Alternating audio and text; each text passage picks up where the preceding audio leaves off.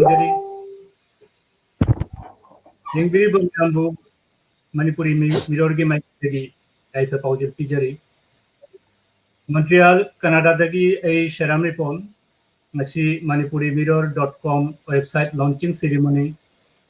Facebook live asida mayambu taram nokchari Manipuri Mirror website asi maru oina Bangladesh Myanmar Bharat da chingba malemgi mitei leiba khuding makta leiriba mitei machasingbu makogi digital platform ama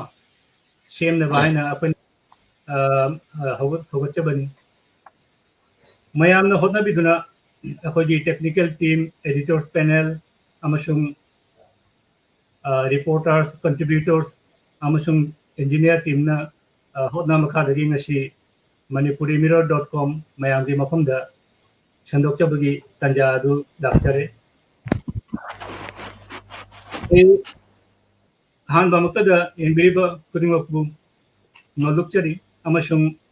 ngasi gi Facebook live program asi kanada isha gi walda share to view akoy da comment habirau amasung like to view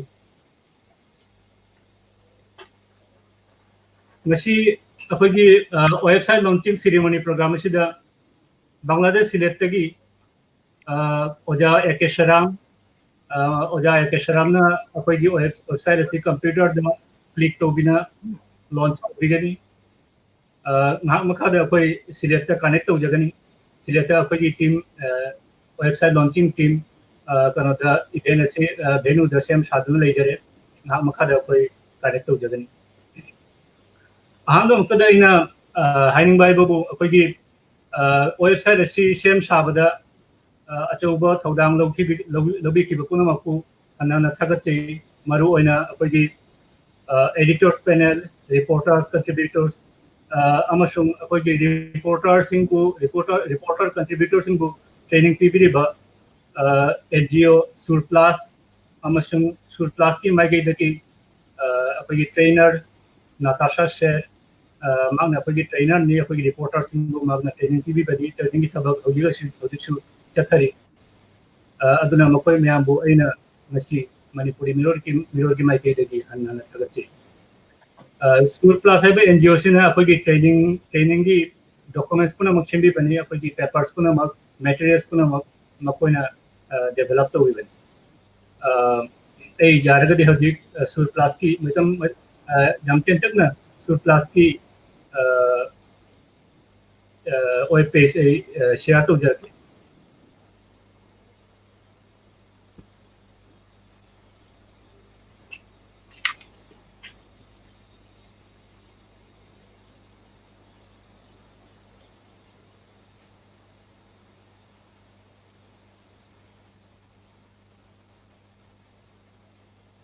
sina surplus NGO gi page ni web page ni adu makoina akoy gi training reporters contributors training ti badam koina ajobo thodang lobi ina ngasai se panbiri duni Natasha share akoy gi trainer ni adu hojo su training gi kano chi chathari akoy gi Bangladesh ta gi maru oina mi tararom akoina training da reporters ki reporting ki training PB karona akoy gi surplus NGO na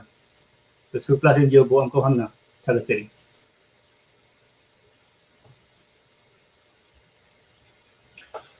mayam hojik ahanga maktada manipuri mirror website asi shengatpagi nungi warol amasung atei loina ba maram kya mafamda mayam gi mafamda shandok chagani manipuri mirror gi publisher amasung editor in chief kobi hamam pramod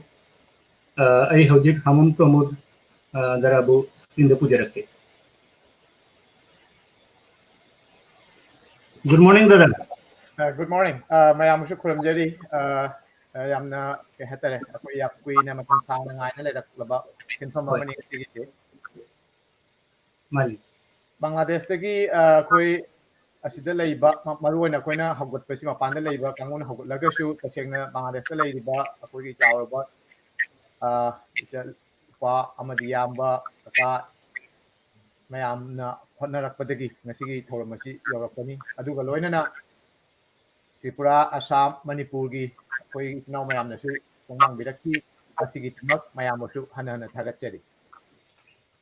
ngasi mapan lamda leiraga shu akhoi anouba technology hai tare akhoi virtual wall natragana internet ki thong da kudak ta pau phauna ba telephone da natraga cell phone da natragana whatsapp da in any means nong magi kudak ta pau phauna ba yare aduna chahi khara gi mangda leiramda ba akhoi gi asigumba technical kaino advantage si leiramda bana akhoi gi manungda khana pau phauna ning ba leiraga shu thengning ba leiragashu wai saning ba leiragashu adugi khudong chabudu leiramde adudagi asum nongmagi ngigi malem sida hawrakliba virtual media gi ihowashi akogi manungda su akoina posamni nakki maroina asigi virtual wall si akoi manipuri singi tasengna hairagadi malem gi mafum khuding makta leiriba manipuri singi yumpham mamo kange natraga yumpham mama thange haiduna adugi kanoda pusinjarapani manipuri mirror asi akhoi mapanda leiriba canada america europe adugidi asia gi mafam khuding makta leiriba china da khangde korea da khangde japan da leiriba mayam so ko mathang connect tawjagani hoji ki ona england da australia da america da canada da khoi gi mihut leijai amasung mafam khuding makta gi sigi kano sida content ta makoina shu saruk yarakani as a contributor oina correspondent ama oina maramdi bangladesh india dagi tholakpa akoi meitei maja singna tholakpa haitare not only meitei maja manipuri kimakna tholakpa si matam sangle 1900 kano british kan matam dagi haitare british na india palba matam dagi ban tholakpa hobutnai adu ngasi charon churon tana koi england da Europe England amadi German da akoigi kano sing leire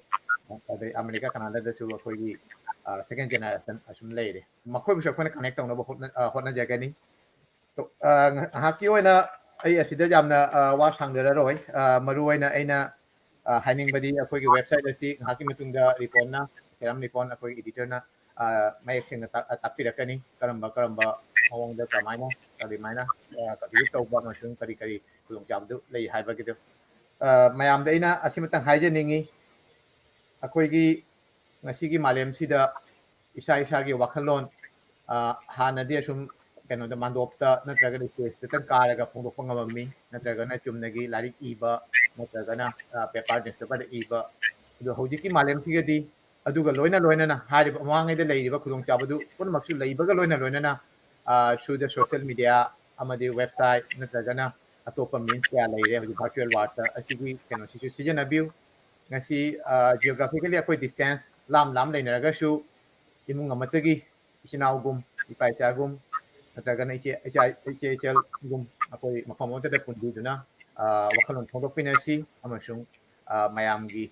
yaphaba yesi ngasigi hawrakliba malem gi kai hatare akoigi wakhalon gi lan oina hatare akoi amagi wakhalon amanasu wakhalon ji phongdoknaraga karigumba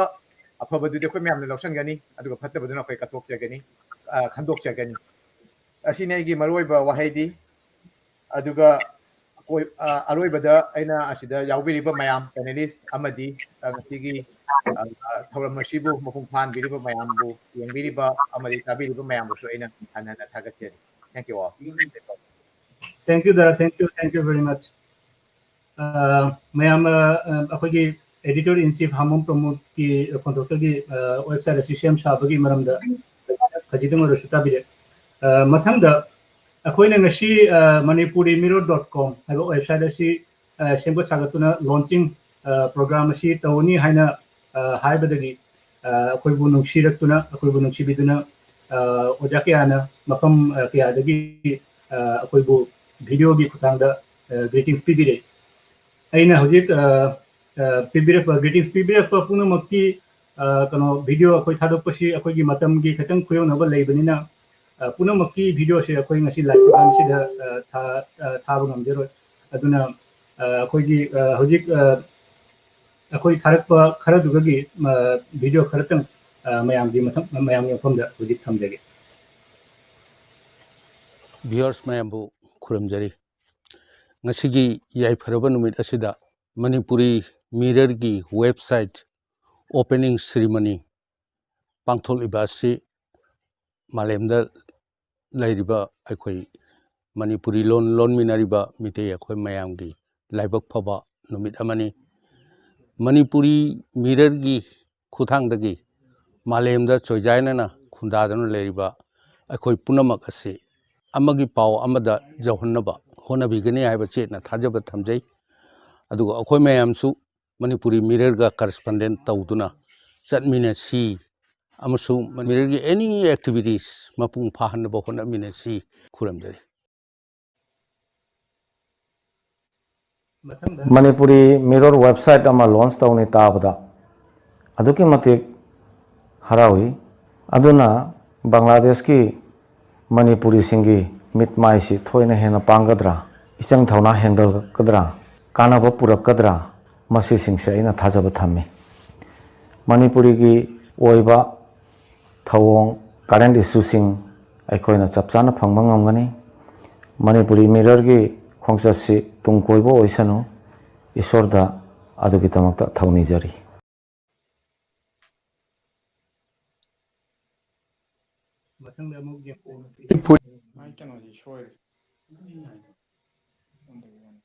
Manipuri mirror kouba ahamba maitei gi oina website ama hangdokna haiba pau tajare. Hairiba website asida maitei gi art, culture, tradition, loan lejariba khoi thagat ningaiba punamakse malemna leninge ekhoi se leiram mi haibedo adu leihugani masitani honariba mayam punamakta थागतचरीबसे. ꯑꯩꯈꯣꯏꯕꯨ ꯅꯨꯡꯁꯤꯕꯤꯗꯨꯅ ꯊꯥꯒꯠ ꯋꯥꯍꯩ ꯄꯤꯕꯤꯔꯛꯄ ꯑꯣꯖꯥꯁꯤꯡꯕꯨ ꯍꯟꯅ ꯊꯥꯒꯠꯆꯩ. ꯃꯌꯥꯝ ꯍꯧꯖꯤꯛ ꯁꯤꯂꯦꯠꯇ ꯆꯠꯄꯤꯅꯔꯁꯤ. ꯁꯤꯂꯦꯠꯇ website ꯂꯣꯟꯆꯤꯡ ꯁꯦꯔꯤꯃꯣꯅꯤꯒꯤ ꯚꯦꯅꯨꯗ ꯂꯩꯖꯔꯦ Manipuri ꯃꯤꯔꯔꯒꯤ arts editor कवि एन जुगेश्वर ओपू. मथंगी वहाई पुनमक हौजिक दादा एन जुगेश्वर ओपूदगी तामिनरसी. गुड इवनिंग दादा. Good evening. Thank you. मैं आपको हाइडू. Sharam report ko ehna thagachari. Thank you. Nashigi Manipuri Mirror website launching program nashigi yengiri ba live the mayam bo choi hangna thagachari. Kuina manglak pamang ama mangphauna bagi khenpham asida ekhoi mayamna yamna khawrang ngaijaba थोरमशी हौजी हौदोक्चगनी सिलेट बांग्लादेश तगी नशिगी Manipuri Mirror website असी हांगदोक्पो ओइना अखोगी नशिगी वर्चुअल केनोगी वेबसाइट लॉन्चिंग प्रोग्राम सिगा लेजरे इकाई खुमननिंगा वरबा अखोगी मैते जाति की चौथुकचनिंगा वरबा ओजा एके शराम मयाम खुजी एखोय वेबसाइट लॉन्चिंग प्रोग्राम असिगी हौदोक्पा ओइना मयाम असिदा मियें ताबिसी खुजी एखोगी प्रदीप चुखत्तुना वेब प्रोग्राम वेब पोर्टल असी ओपनिंग तो बिगनी काय खुमननिंगा वरबा ओजा एके शराम.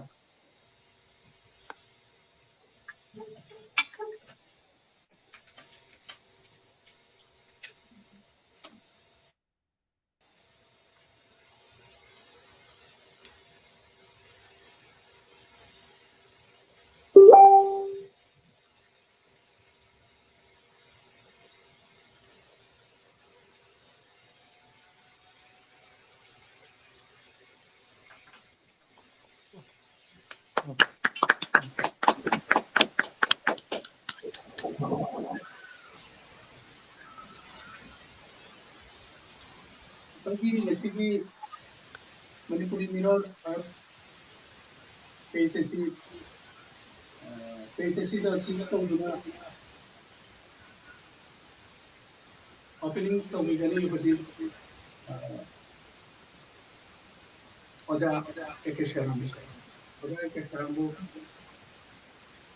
ꯃꯅꯤꯄꯨꯔꯤ ꯃꯤꯔꯣꯜ ꯍꯥꯏꯕ ꯋꯦꯕꯁꯥꯏꯠ ꯑꯁꯤ ꯈꯣꯡꯁꯥꯟ ꯇꯧꯍꯧꯒꯗꯧꯔꯤ ꯃꯁꯤ ꯑꯩꯈꯣꯏꯒꯤ ꯕꯪꯒ꯭ꯂꯥꯗꯦꯁꯀꯤ ꯃꯅꯤꯄꯨꯔꯤꯁꯤꯡꯕꯨ ꯁꯤꯊꯥꯛꯄꯒꯤ ꯑꯣꯟꯊꯣꯛꯅ ꯃꯥꯏ ꯄꯥꯛꯄꯗ ꯅꯨꯃꯤꯠ ꯑꯃꯅꯤ ꯅꯨꯡꯁꯤꯔꯕ ꯌꯥꯝꯅ ꯅꯨꯡꯉꯥꯏꯔꯕ ꯅꯨꯃꯤꯠ ꯑꯃꯅꯤ ꯃꯁꯤ ꯅꯕꯦꯝꯕꯔꯒꯤ ꯇꯥꯡ 2020 ꯃꯁꯤ ꯑꯩꯈꯣꯏꯒꯤ ꯏꯇꯤꯍꯥꯁꯇ ꯃꯌꯦꯛ ꯂꯥꯅ ꯏꯗꯨꯅ ꯂꯩꯍꯧꯔꯒꯗꯕ ꯅꯨꯃꯤꯠ ꯑꯃꯅꯤ ꯃꯅꯤꯄꯨꯔꯤ ꯃꯤꯔꯔ ꯍꯥꯏꯕ ꯋꯦꯕꯁꯥꯏꯠꯁꯤ ꯑꯁꯤꯅ ꯕꯪꯒ꯭ꯂꯥꯗꯦꯁꯇ ꯂꯩꯔꯤꯕ ꯃꯅꯤꯄꯨꯔꯤꯁꯤꯡꯒ ꯃꯥꯂꯦꯝꯒꯤ ꯃꯐꯝ ꯀꯌꯥꯗ ꯂꯩꯕ ꯃꯅꯤꯄꯨꯔꯤꯁꯤꯡ ꯃꯔꯨꯑꯣꯏꯅ ꯃꯅꯤꯄꯨꯔ ꯑꯁꯥꯝ ꯇ꯭ꯔꯤꯄꯨꯔꯥ ꯃꯦꯘꯥꯂꯌꯅꯆꯤꯡꯕ ꯃꯐꯝ ꯀꯌꯥꯗ ꯂꯩꯕ ꯃꯅꯤꯄꯨꯔꯤꯁꯤꯡꯅ ꯌꯥꯝꯅ ꯅꯛꯅꯕ ꯃꯔꯤ ꯑꯃ ꯁꯦꯝꯒꯠꯄ ꯉꯝꯒꯅꯤ ꯍꯥꯏꯅ ꯑꯩꯈꯣꯏ ꯊꯥꯖꯕꯅꯤ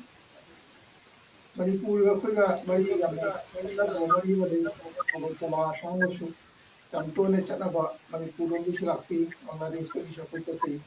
ꯑꯗꯨ ꯍꯟꯗꯛ COVID-19 ꯍꯥꯏꯕ ꯃꯥꯂꯦꯝꯒꯤ ꯑꯣꯏꯕ ꯑꯆꯧꯕ ꯂꯩꯅꯥ ꯑꯁꯤꯅ ꯊꯣꯛꯂꯛꯄꯗꯒꯤ ꯑꯩꯈꯣꯏꯒꯤ ꯑꯗꯨꯒꯤ ꯃꯔꯤꯗꯨꯗ ꯈꯔ ꯑꯄꯟꯕ ꯂꯥꯛꯏ ꯍꯧꯈꯤꯕ ꯆꯍꯤ ꯑꯃ ꯐꯥꯔꯛꯀꯗꯧꯔꯦ ꯑꯩꯈꯣꯏꯅ ꯕꯪꯒ꯭ꯂꯥꯗꯦꯁꯇ ꯂꯩꯔꯤꯕ ꯃꯅꯤꯄꯨꯔꯤꯁꯤꯡꯒ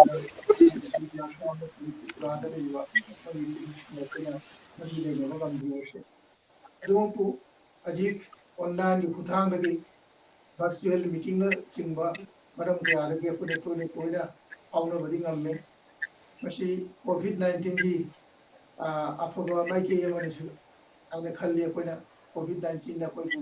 ꯚꯔꯆꯨꯑꯦꯜ ꯂꯥꯏꯟꯗ ꯑꯇꯩꯁꯨ ꯍꯦꯟꯅ ꯃꯔꯤ ꯊꯝꯕꯒꯤ ꯈꯨꯗꯣꯡꯆꯥꯕꯁꯨ ꯄꯤꯕꯤꯔꯦ ꯍꯥꯟꯅ ꯑꯩꯈꯣꯏꯅ ꯊꯣꯏꯅ ꯍꯩꯅꯖꯔꯝꯗꯕ ꯑꯣꯟꯂꯥꯏꯟ ꯅꯠꯇ꯭ꯔꯒ ꯚꯔꯆꯨꯑꯦल ꯈꯨꯠꯊꯥꯡꯗꯒꯤ ꯑꯩꯈꯣꯏꯅ ꯃꯔꯤ ꯂꯩꯅꯕꯁꯤ ꯍꯩꯔꯦ ꯑꯁꯤꯒꯤ ꯈꯣꯡꯊꯥꯡ ꯑꯁꯤꯗ ꯉꯁꯤ ꯃꯅꯤꯄꯨꯔꯤ ꯃꯤꯔꯔ ꯍꯥꯏꯕ ꯋꯦꯕꯁꯥꯏꯠ ꯍꯥꯡꯕꯁꯦ ꯃꯁꯤꯅ ꯆꯥꯎꯔꯕ ꯃꯥꯏꯜꯁꯇꯣꯟ ꯑꯃꯅꯤ ꯍꯥꯏꯅ ꯈꯜꯂꯤ ꯑꯩꯈꯣꯏ ꯃꯅꯤꯄꯨꯔꯤ ꯃꯤꯔꯔꯒꯤ ꯈꯨꯠꯊꯥꯡꯗꯒꯤ ꯃꯁꯤꯒꯤ ꯊꯣꯡꯗꯒꯤ ꯑꯩꯈꯣꯏꯅ ꯃꯅꯤꯄꯨꯔ ꯑꯁꯥꯝ ꯇ꯭ꯔꯤꯄꯨꯔꯥ ꯁꯝꯅ ꯍꯥꯏꯔꯕꯗ ꯃꯥꯂꯦꯝꯁꯤꯗ ꯂꯩꯔꯤꯕ ꯃꯅꯤꯄꯨꯔꯤ ꯄꯨꯝꯕꯒ ꯑꯩꯈꯣꯏ ꯌꯥꯝꯅ ꯅꯛꯅꯕ ꯃꯔꯤ ꯑꯃ ꯁꯦꯝꯒꯠꯄ ꯉꯝꯒꯅꯤ ꯌꯥꯝꯅ ꯅꯨꯡꯉꯥꯏꯕ ꯃꯑꯣꯡ ꯑꯃ ꯄꯨꯔꯛꯀꯅꯤ ꯍꯥꯏꯕꯁꯤ ꯊꯥꯖꯕ ꯐꯣꯡꯗꯣꯛꯆꯔꯤ ꯍꯥꯏꯔꯒ ꯑꯩꯅ ꯉꯁꯤ ꯃꯅꯤꯄꯨꯔꯤ ꯃꯤꯔꯔ ꯍꯥꯏꯕ ꯋꯦꯕꯁꯥꯏꯠꯁꯤꯒꯤ ꯑꯣꯄꯅꯤꯡ ꯂꯣꯟꯆꯤꯡ ꯇꯧꯖꯔꯤ ꯃꯁꯤ ꯍꯥꯏꯔꯒ ꯑꯩꯅ ꯃꯌꯥꯝꯕꯨ ꯑꯃꯨꯛꯀ ꯍꯟꯅ ꯂꯧꯂꯨꯞꯆꯔꯤ Thank you, Oja. Di Generasi Ramna di website si launching to bagi computer de click to na officially to bagi information.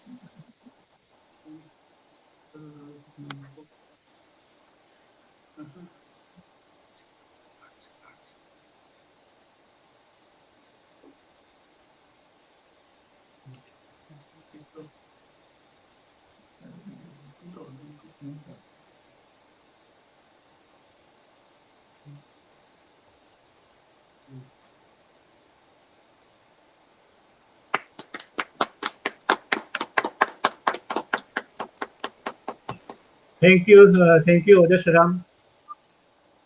Ojana apagi mesti di website si officially.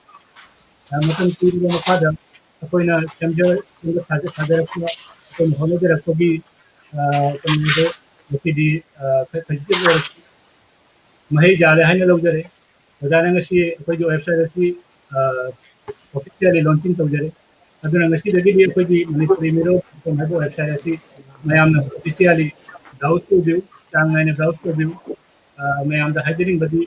apagi website si इमालोंदे सागत्य बनी कोई Bangla English लोंदसु कोई ऐसा भाषण सुंदरी मैं चांग मैंने बहुत तो भी हमें तुम मैं हमको कोई जा अभी थैंक यू मैं तो इस सब अपना सागत्य उधर से रामुसु अपना पुरंदरी में सागत्य मतलब रहते कोई वेबसाइट लॉन्चिंग सेरेमनी सिलेक्टेड की समझो प्रोग्राम से लोजरे कोई वेबसाइट को ऑफिशियली लॉन्च किया प्रोजेक्ट में हम manipurimirror.com हाइबो वेबसाइट की कंटेंट की मतंग क्वेरी कंटेंट अपना एक रिक्वेस्ट सागतरी अमसुम करी करी समजरी अमसुम मयाम दा करी करी अखोइना वेबसाइट सिदी खुदांग दा करी तौनी हासे संलपना आई अमतंग उच्चदे मयाम दी तदे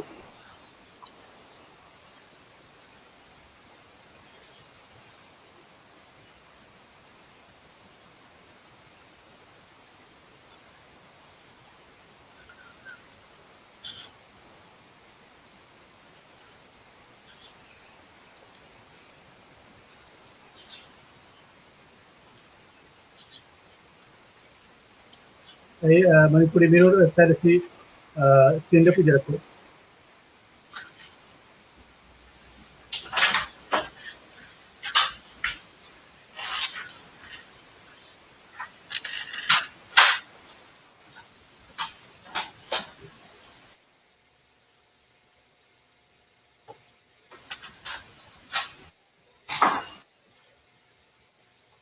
अखोगी वेबसाइट से मरु होइना अखोइना तौनिंग बसी अखोइना कंटेंट से मयाम वीडियो अखोइना पुछलो अखोगी आइडिया से मयाम कंटेंट से करी करी कंटेंट प्रोडक्ट जाए और कि अखोइना आइडिया से मुंडी लो जरगा अखोइना पुजरपन अखोइना मरु होइना कन तौनिंग से शेयर तौनिंग से मयाम दा अखोगी आर्काइव है ना कोई सेक्शन अखोइना असि जाम इंपोर्टेंट ने लो जे पॉडकास्ट है सेक्शन अमा थम्बे अमसुम कनोगी अखोगी ई बुक शेयरिंग असि मसु अखोइना थम्बे ब्लॉगिंग की सेक्शन अमा थम्बे कनोगी आर्काइव की कमसु अखोइना थम्बे बसी मणिपुरी की मरमदे हिस्ट्री की ओबा इंपोर्टेंट ओबा डॉक्यूमेंट्स जर्नल तुंबा अखोइना कनोदा कनोगी अखोगी व्यूअर्स अखोइना रिसर्च तो बकांगु सिंगा अखोइना थम्बिंगा मखोइना मणिपुरी मरमदा करिगुंबा चेकपा खंगैना मोइना थिगलपा तंजादा रिसोर्स से अखोइना मणिपुरी mirror.com हाइबा वेबसाइट असिदि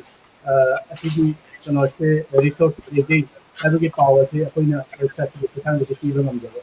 अदुगुंबा मकुम नोरी फारबा आर्काइव अमना अखोइना वेबसाइट असिदा थम्जबा अखोइना ईबुक फोटोन लेजे ईबुक सिदा अखोइना मणिपुर दा खंगे बांग्लादेश दा खंगे इंडिया दी कनदा खंगे अखोगी फोंसिबा लारिक पुनम अखोगी पीडीएफ वर्जन दा अखोइना कनोसिदा अखोगी ईबुक का कॉर्नर सिदा थम्जगनी मयाम असिदा चंगी लगा ईबुक चांग नाइना कैटेगरी खाइदोकना कविता नत्रगा जर्नल नत्रगा सैरेन वारेन पुनमति कैटेगरी वाइज अखोइना पकोदा अखोइ न्यूज सेक्शन अखोइ बांग्लादेश भारत मपान लम माइना खाइदोक जरगा इरमदम अमसुंग मपान लम की पाव से चांग नाइना सिदा थागत चगनी कम्युनिटी की पाव हैनसु लेगी अखोइ फीचर इंपोर्टेंट ओबा कनोमना फीचर वखलोन हारिबा कनोसिदा अखोइना फीचर से थमजगनी कंटेम्पररी ओबा फीचर ओबा इंपोर्टेंट ओबा फीचर वखलोन हारिबा कॉर्नर की मखादा अखोइना थागत चगनी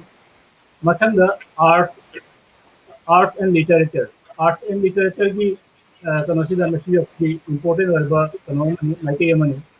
मणिपुरी की लेजरीबा आर्ट लिटरेचर की कनो मत्रा कुन अखोइना कॉर्नर असिदा चांगना थागत चगनी संलग्न असिनी अखोई कनोसे अतिसु कंटेंट कंटेंट मयाम लेखे हौजिक मयामदा चंग जेंदु अदुगा अइना हाइजेनिंग कनो वाफम अमना अखोई वेबसाइट की हौजिक 100%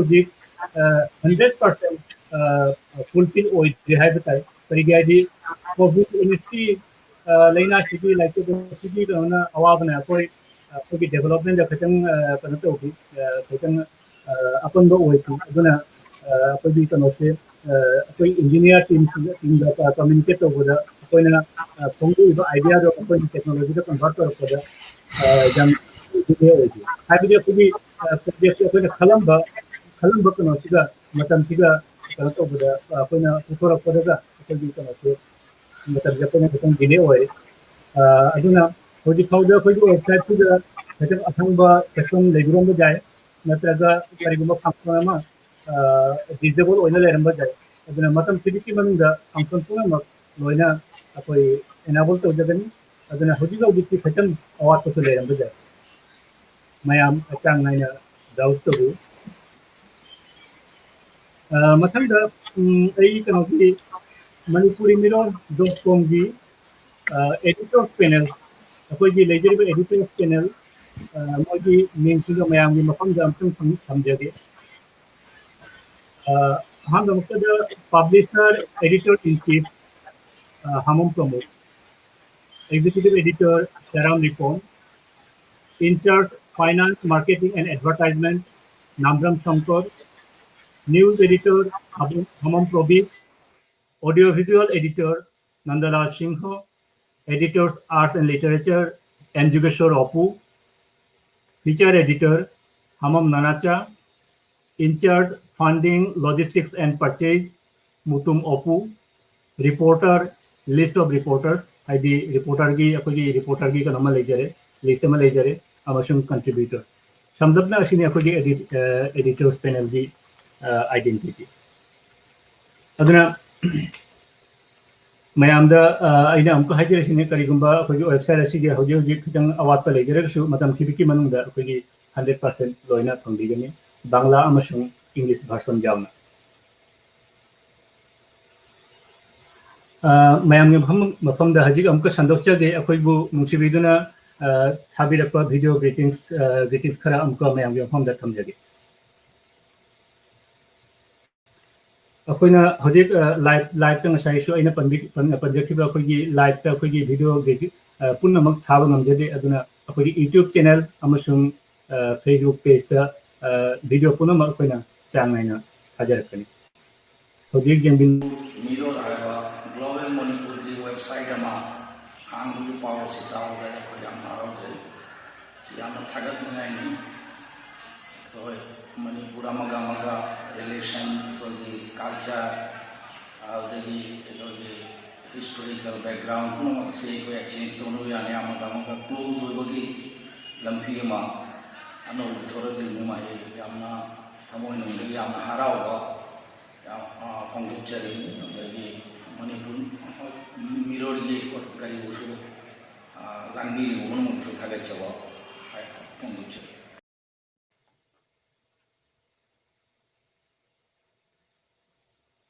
मथंग video जमिनसी खरमजरी Ahaan ममक्तदा Manipuri Gita ओइबा Manipuri mirror portal असी हांगबदा थबक पांगथोखिबा ओजा मयामबु थागतचरी मणिपुरी साहित्य संस्कृति मरमदा नैनबगी जामना फजना स्कोप अमदि लेरे बांग्ला अमसुंग मणिपुरी मयेक हुजिक चावरबा प्रॉब्लम अमनी असिसु नैनबगी दरकार लेरे मयामबु खरमजरी मथंगदा अमुक जेंबिनसी मथंगी वीडियो मतम मतमगी अकनबा इरेना चेंथदुना लापना तामना पुबिख्रबा इरमदमगी इरेजासिंगना ngasidi तामलबा लमदमदगी ngak wangna thangatuna pongnafam lamdambu nungsina yengduna lepli chingpa turel umang wamang samudragi balona khajinkraba uba phangkhidraba machasingi maikeibu takli haurakliba charol surol singda manipuri imana I marigi nungsinabagi lisingdi thapla thaplaga sapu kanba henganaragi masimagna lamdam tamna laina khraba isilinaw singna sakka unaduna awa nungai akhang khangda tamningba pungningi paudum kaya tamba phangjanabagi damak manipurimirror.com haiba website ama hangdokirapasida इरमदमगी लेहाउदा इमालोनगा सागोनना होमिनजरपि निङोलमो ओइना वाहिना तमथोकपा ngमद्रबा नुंगाइजबगी इथिलदो फोंदोकसरी तुंगकोइबा नंगना रिपुल अमगी दमक हांगदोपिरिबा वेबसाइट असिगी असौबा थौदाम पुबिरिबा इजिलिनाव खुदिंगमकी पुंगिंगी थविनसिन हंदबो ओइसनु हाइना थौनिजरी सेंबिबा मपु महांगनसु सोइदना tingpangbiba oisanu थागतरी ओजाबू मथंगी वीडियो जिंगेशी मालेमदा मणिपुरी कोब जाति अमा लई हाइबसी हौजिकती अखोई मणिपुरी वेबसिंगसिना नाखै सेंगना अखोई खंगनबगी मतम अदु ओइरुबनी मसी तंजा असिदा मणिपुरी मिरर कोब अमक थोरक्तना अखोईगी मसक ताकना होनरपसे अखोई यामना लाइव फबा अमसु नुंगाइबनी अदुना सिगुंबा मणिपुरी मिरर की वेबसाइट अमा लॉन्च तगदोरेबसी अखोई मणिपुरी वैजरीबा अखोई पुनमकिरी ख्वाइदगी नुंगाइबा अमसुंग थागनिंगा वेब थोरम अमनी अदुना मसी वेबसाइट लॉन्च तोबसी माइ पापा ओइसनु लोइनना अखोई मणिपुरी जाति असि इसागे लो लई मयेक लई कल्चर ट्रेडिशन लोइना सुन लई मसी मालिंग मियामना खंगन होनबदा मणिपुरी मिररना अचौब थौदाम अम सोइदनमकी लौरगनी अदुना मसीदा अखोइना तहनिंग मयाम सुलई अदुना मसीगी मणिपुरी मिरर की टीमना तहनिंग मयाम थीबगी हुंबगी लोइब खम नाइद्रबा अदुंबा अखोइगी अहलमन्ना पैरग थंबिरमबा अखोइगी अदुंबा पुकैनी मसी अखोइना थीरगा अखोइ पुथोगदी मालेमने हेना मणिपुरी मसक थोप सोइदन ngomgani Thank you. थागचे अमुखना ओजा पुनमपु अखोइबु नुसिबिदुना थाबिरपा ग्रीटिंग्स वीडियो थाबिरपा पुनमपु अमुखना थागचे अमुसु मयामदा अमुक हाइजेरी अखोइगी ngasi live program da thabu ngamdeba video punam अखोइगी मणिपुरी मिरर की वाइट कनो द Facebook page da YouTube channel da अखोइना चांग नाइना मतम खिबिति मनदा अखोइना थागचेबन. So thank you everyone. मथंग द अखोइगी ngasi gi वाइट launching ceremony program gi manung channa अखोइना हजिक संदोक्चगनि मयाम गे मफम द नैना मिफम सिगी टॉपिक्स डिजिटल मीडिया द मणिपुरी लोन हाइना अखोइना टॉपिक्स समझरे हजिक मयामबु तरानोक्चरी नैना अखोइगी नैना मिफम गी तांथबसिदे नैना मिफम सिगी इकाय खनजरिबा गेस्ट ओइना लेजरे बांग्लादेश तगी ओजा तोबी अईबा अमसुंग मरम पुनमक्ता अखोइबु लुचिंबिरिबा ओजा एकेशराम ओजाबु अई हजिक स्क्रीन द पुजरके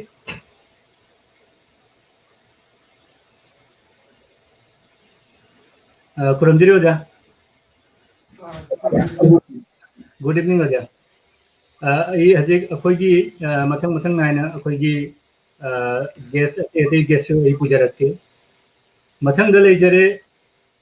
educational multimedia research centre Manipur university की रिसर्च ऑफिसर इकाई खुनजरीब ओजा डॉक्टर चांदम बेथोलिया ओजा बेथोलिया आई हजिक स्क्रीन द पुजाके खुरमजरी ओजा गुड इवनिंग थैंक यू ओजा कोई जॉइन ओजा अनम्यूट तो बियों तंग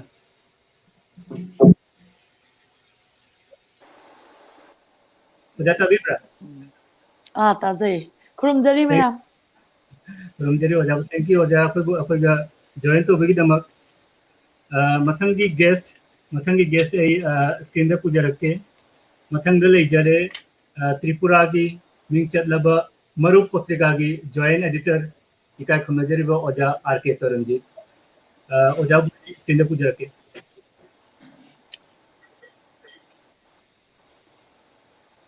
हेलो ओजा तरंजीत अभिब्रा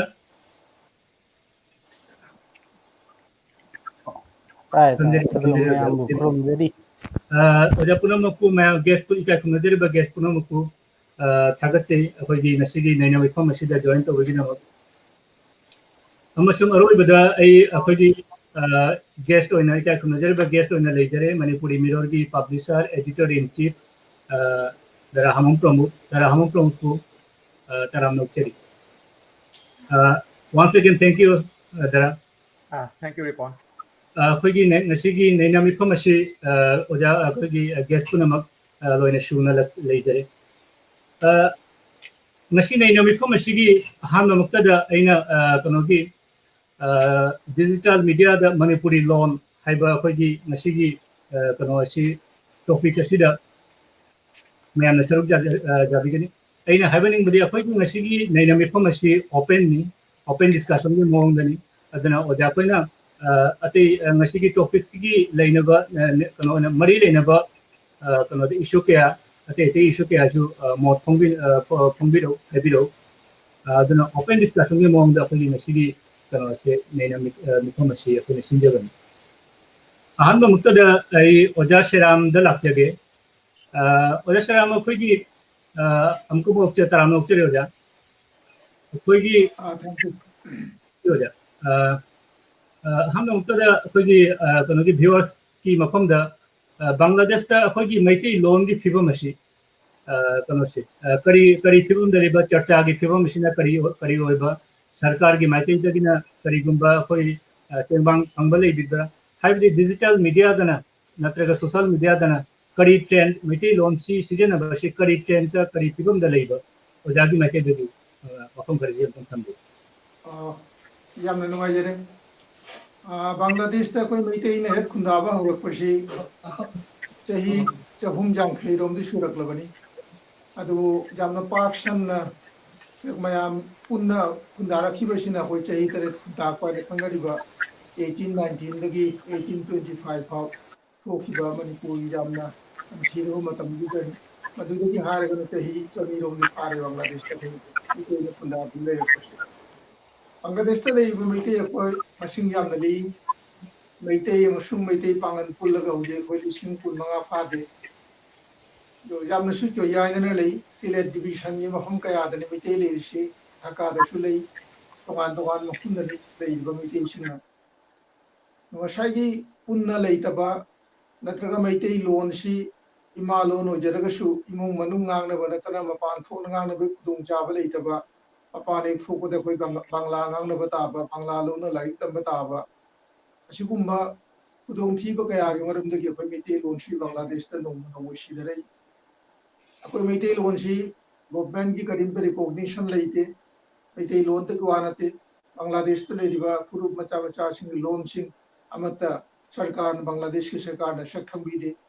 मणिपुरी लोन सदुमंगाई अदुना कोई लोन से कोइना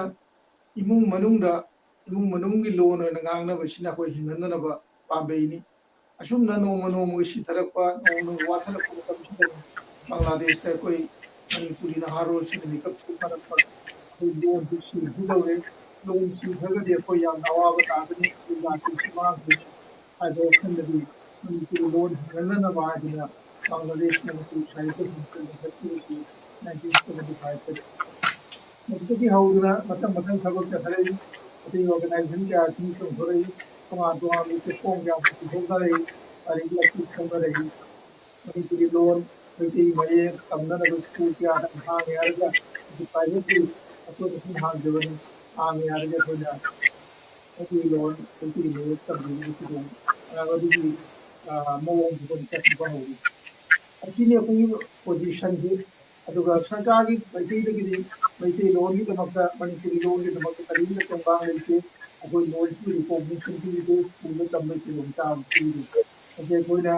मतम कुइरबने कोने सरकार दाइगे रहीबा अकोने गाड़ी तांजरीबा अकोई इमा लोन सिदा को नाम की गाड़ी तंबे की लोचा की वाना अकोने कन्ना हाइजेबा मतुमिना हौदी सरकार के फोंदगी असिगुंबा ओंथांग कयादि लोग होगोतबे 2012 का आम सरकार लाउथोपने फुरुम मचा मचा सिंह अंगांसिंग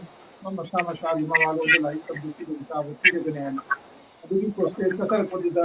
अहानबदा फुरुप अचौ खल्यारगा फुरुप अचौ मंगागी लोन मंगाबु तंदुना अदुगी लोन हिंदुदा तारीख लेंगे तारीख फोंगे Araga school the तंबीबा हौके Manipuri loan नि मनुंग चनखिदे नोनी मणिपुरी याम मिसिंग लिपा फुरुप मचा होइबा फुरुप पने बांग्लादेश तगी दुगो कोइना कन्ना सरकार द तक्सिन जरी कोई तक्सिन बगी मा हे होइना अंदर चखिबा फेब्रुवारी की दुगा सरकार की फोंदगी मणिपुरी लोन बुसु कोई लपत लगनी मणिपुरी लोन दसु लादिक लेगना प्राइमरी आता आई कमिटी दो चाव पीरगना तनन लाउथोप्रगसु खंगन बगी ओम थोक्रे अदुना कोइना अभी जामकन होनरिबसी अखोई इमालोन की मतमदिदा अखोई मयेक्ता ऐतै मयेक्ता ꯂꯥꯏꯔꯤꯛꯁꯤꯡꯗ ꯏꯕꯁꯤꯅꯤ ꯍꯧꯖꯤꯛ ꯑꯩꯈꯣꯏꯅ ꯑꯉꯥꯡꯁꯤꯡ ꯄ꯭ꯔꯥꯏꯃꯥꯔꯤ ꯂꯦꯚꯦꯜꯗ ꯇꯝꯕꯤꯕ ꯄ꯭ꯔꯥꯏꯃꯥꯔꯤ ꯑꯉꯥꯡꯁꯤꯡꯕꯨ ꯃꯩꯇꯩ ꯃꯌꯦꯛ ꯇꯝꯕꯤꯕꯒꯤ ꯁ꯭ꯀꯨꯜꯁꯤꯡ ꯌꯥꯝꯅ ꯆꯠ ꯍꯥꯏꯔꯒ ꯀꯟꯅ ꯆꯠꯊꯖꯔꯤ ꯄ꯭ꯔꯥꯏꯃꯥꯔꯤ ꯑꯣꯖꯥ ꯑꯣꯏꯔꯤꯕ ꯀꯥꯡꯕꯨꯁꯤꯡ ꯑꯩꯈꯣꯏꯅ ꯇ꯭ꯔꯦꯅꯤꯡ ꯄꯤꯗꯨꯅ ꯃꯈꯣꯏꯕꯨ ꯃꯩꯇꯩ ꯃꯌꯦꯛ ꯇꯝꯕꯤꯕꯒꯤ ꯑꯣꯖꯥ ꯑꯣꯏꯅꯕ ꯃꯇꯤꯛ ꯆꯥꯅꯕ ꯀꯟꯅ ꯁꯦꯝꯂꯤ ꯑꯁꯤꯒꯨꯝꯕ ꯈꯣꯡꯊꯥꯡꯁꯤ ꯑꯩꯈꯣꯏ ꯃꯌꯥꯝ ꯆꯠꯅ ꯆꯠꯊꯔꯤ ꯑꯗꯨꯒ ꯗꯤꯖꯤꯇꯦꯜ ꯃꯤडियाꯗꯗꯤ ꯕꯪꯒ꯭ꯂꯥꯗꯦशꯇ ꯑꯩꯈꯣꯏ ꯃꯩꯇꯩ ꯂꯣꯟꯁꯦ ꯑꯃꯠꯇ ꯔꯤꯄ꯭ꯔꯖꯦꯟ ꯇꯧꯗꯦ ꯍꯥꯏꯕ ꯌꯥꯏ ꯑꯩꯈꯣꯏ ꯄ꯭ꯔꯤꯟꯠ ꯃꯤडियाꯗ ꯐꯥꯎꯅ ꯑꯩꯈꯣꯏ ꯁꯤꯗ ꯃꯦꯒꯥꯖꯤꯟ ꯑꯣꯏꯅ ꯑꯃꯅꯤ ꯐꯣꯡꯅꯕ ꯅꯠꯇꯅ ꯅ꯭ꯌꯨꯁ ꯄꯦꯄꯔ ꯑꯒꯔꯇꯂꯥꯗꯗꯤ ꯃꯔꯨ ꯄꯥꯏꯕ ꯅ꯭ꯌꯨꯁ ꯄꯦꯄꯔꯅ ꯃꯇꯝ ꯀꯨꯏꯅ ꯐꯣꯡꯅꯩ ꯋꯤꯛꯂꯤ ꯅ꯭ꯌꯨꯁ ꯄꯦꯄꯔ ꯑꯩꯈꯣꯏ ꯁꯤꯗ ꯑꯗꯨꯒꯨꯝꯕ ꯅ꯭ꯌꯨꯁ ꯄꯦꯄꯔꯁꯤꯗ ꯐꯣꯡꯕ ꯉꯝꯗꯦ ꯑꯩꯈꯣꯏꯅ ꯃꯔꯛ ꯃꯔꯛꯇ ꯃꯦꯒꯥꯖꯤꯟ ꯑꯃꯅꯤ ꯐꯣꯡꯅꯕ ꯌꯥꯎꯔꯤ ꯂꯥꯏꯔꯤꯛ ꯂꯥꯏꯁꯨ ꯈꯔ ꯐꯣꯡꯕ ꯌꯥꯎꯔꯤ ꯁꯤꯒꯨꯝꯕ ꯃꯩꯇꯩꯂꯣꯟꯒꯤ ꯂꯥꯏꯔꯤꯛ ꯂꯥꯏꯁꯨ ꯐꯣꯡꯕ ꯅꯠꯇꯅ ꯅ꯭ꯌꯨꯁ ꯄꯦꯄꯔꯒꯨꯝꯕ ꯐꯣꯡꯕ ꯉꯝꯗꯕꯁꯤꯅ ꯑꯩꯈꯣꯏꯒꯤ ꯑꯄꯟꯕ ꯈꯔꯗꯤ ꯑꯣꯏ ꯑꯩꯈꯣꯏ ꯆꯥꯎꯈꯠ ꯊꯧꯔꯝ ꯀꯌꯥꯗꯪꯗ ꯑꯩꯈꯣꯏꯒꯤ ꯄꯥꯎꯗꯨ ꯃꯌꯥꯝꯗ ꯁꯟꯗꯣꯛꯄ ꯉꯝꯗꯦ ꯑꯗꯨꯃꯛꯄꯨ ꯑꯩꯈꯣꯏꯅ ꯌꯥꯝꯅ ꯅꯨꯡꯉꯥꯏꯕꯗꯤ ꯍꯟꯗꯛꯀꯤ ꯃꯅꯤꯄꯨꯔꯤ ꯃꯤꯔꯔ ꯍꯥꯏꯕ ꯋꯦꯕꯁꯥꯏꯠꯇ ꯍꯪꯉꯛꯄꯁꯦ ꯑꯁꯤ ꯃꯔꯨꯑꯣꯏꯅ ꯑꯩꯈꯣꯏ ꯕꯪꯒ꯭ꯂꯥꯗꯦशꯇꯒꯤ ꯀꯅꯥꯗꯥꯗ ꯂꯩꯈꯤꯕ ꯑꯃꯦꯔꯤꯀꯥꯗ ꯂꯩꯈꯤꯕ ꯑꯩꯈꯣꯏꯒꯤ ꯏꯆꯤꯟ ꯏꯅꯥꯎꯁꯤꯡ ꯃꯈꯣꯏꯅ ꯃꯔꯨꯑꯣꯏꯅ ꯊꯧꯔꯥꯡ ꯂꯧꯔꯒ ꯍꯪꯉꯛꯄꯅꯤ ꯃꯁꯤꯒꯤ ꯃꯤडिया ꯋꯦꯕꯁꯥꯏꯠꯁꯤꯅ ꯑꯩꯈꯣꯏꯅ ꯌꯥꯝꯅ ꯑꯁꯥ ꯊꯝꯂꯤ ꯑꯩꯈꯣꯏꯒꯤ ꯄꯦꯟꯗꯕ ꯀꯌꯥ ꯑꯩꯈꯣꯏꯒꯤ ꯑꯋꯥꯠꯄ ꯀꯌꯥ ꯑꯗꯨ ꯃꯣꯏꯅ ꯃꯦꯟꯁꯤꯟꯅꯅꯕ ꯍꯣꯠꯅꯔꯛꯀꯅꯤ ꯃꯁꯤꯒꯤ ꯍꯣꯠꯅꯕꯁꯤ ꯃꯄꯨꯡ ꯐꯥꯕ ꯑꯣꯏꯁꯅꯨ ꯑꯃꯁꯨꯡ ꯃꯅꯤꯄꯨꯔꯤ ꯃꯤꯔꯔ ꯋꯦꯕꯁꯥꯏꯠꯀꯤ ꯈꯨꯠꯊꯥꯡꯗꯒꯤ ꯑꯩꯈꯣꯏꯅ ꯕꯪꯒ꯭ꯂꯥꯗꯦशꯇ ꯅꯠꯇꯅ ꯕꯪꯒ꯭ꯂꯥꯗꯦशꯀꯤ ꯃꯄꯥꯟꯗ ꯃꯅꯤꯄꯨꯔꯗ ꯑꯁꯥꯝꯗ ꯇ꯭ꯔꯤꯄꯨꯔꯥꯗ ꯃ꯭ꯌꯥꯟꯃꯥꯔꯗ ꯇꯣꯉꯥꯟ ꯇꯣꯉꯥꯟꯕ ꯃꯐꯝꯗ ꯄ꯭ꯔꯤꯊꯤꯕꯤꯒꯤ ꯇꯣꯉꯥꯟ ꯇꯣꯉꯥꯟꯕ ꯃꯐꯝꯗ ꯂꯩꯕ ꯃꯅꯤꯄꯨꯔꯤ ꯃꯌꯥꯝꯒꯤ ꯑꯩꯈꯣꯏꯒꯤ ꯑꯄꯨꯟꯕ ꯐꯤꯔꯦꯞ ꯑꯃ ꯁꯥꯒꯠꯄ ꯉꯝꯒꯅꯤ ꯑꯩꯈꯣꯏ ꯅꯛꯅꯕ ꯅꯨꯡꯁꯤꯅꯕ ꯑꯃ ꯄꯨꯔꯛꯄ ꯉꯝꯒꯅꯤ ꯍꯥꯏꯕꯒꯤ ꯑꯁꯥꯁꯤ ꯁꯤ ꯍꯥꯏꯔꯒ ꯑꯩꯒꯤ ꯋꯥꯍꯩ ꯇꯥꯛꯁꯤꯗ Thank you, Oja. Thank you, Jam Nungaji Oja. Wafam Mamana Oja, Ojana Pandigi with the Pagi Bangladesh, Sarkari, Tangagi, Anangshi, Laricum, Boda, Mete, Kanochi, Manipuri language, Hapaniana, Dugi, Nueva Power Matagare. Aina Ojari Kangin Bashidi, Pagi, Sarkarna Kari, health to Rakani, Sarkarna Kari, Tavo Pakal Pani, Shigi Matanga. Mashi Sarkar ki Magadi, Apana Tony, Baka Amasule. Mete kano oina community amo oina adu sarkar na itu tawbirakta adu ki against the aina having badi sarkar buta ngaina leitana akoi civil society ki maike degi hadi akoi community ki maike degi natraga akoi organization singi maike degi kari kari thang low bajai ojagi mot kari di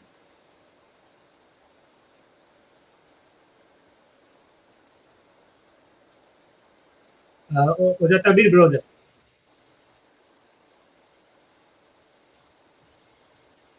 Oja Saram Tabir Bra. Oja की connection जी खत्म disturb तो माली. Oja Tabir Bra. Oja Saram.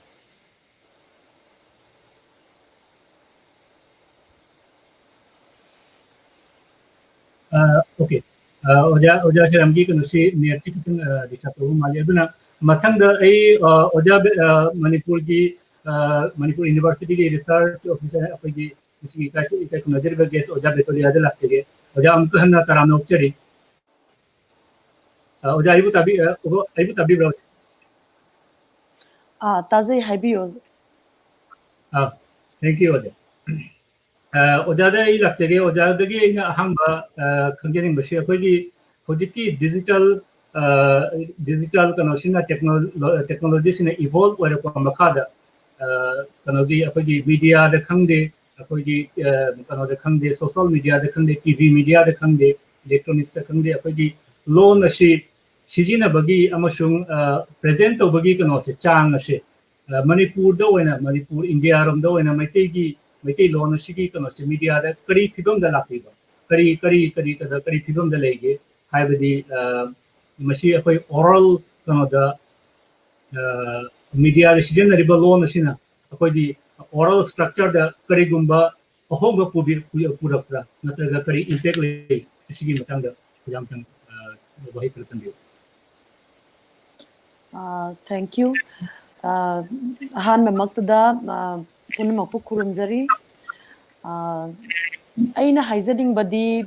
aigi moto inadi technology chawkhalakpagi matungina ahongba mayam ama laeko. Ahongba lakpasda ꯑꯩꯈꯣꯏ ꯂꯣꯟꯗꯁꯨ ꯑꯍꯣꯡꯕꯁꯦ ꯑꯗꯨꯝ ꯂꯥꯛꯀꯅꯤ ꯀꯔꯤꯒꯤꯅꯣꯗ technology ꯁꯤꯖꯤꯟꯅꯔꯒ ꯑꯩꯈꯣꯏꯅ E ꯄꯥꯎ ꯐꯥꯎꯗꯣꯛ ꯐꯥꯎꯖꯤꯟ ꯇꯧꯔꯤꯕꯗ ꯁꯤꯖꯤꯟꯅꯔꯤꯕꯁꯦ ꯂꯣꯟꯁꯤꯅꯦꯕ loan haibadi akoina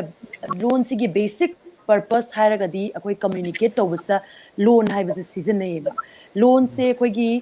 ngang bada oibiyai e bada oibiyai kwa written form da oibiyai natra spoken form da oibiyai ba the loan da su chawkhalakpi matungina ahongba lakpai matungina loan da su ahongba laeba akoi hozik digital media da koi loan seasonary se aseng bagi yengagadi social media ko Facebook kumba Instagram gumba WhatsApp kumba da yengagadi loan sidi seasonary basdi asyam thina change tawraba loan ne di hainingi kaigino da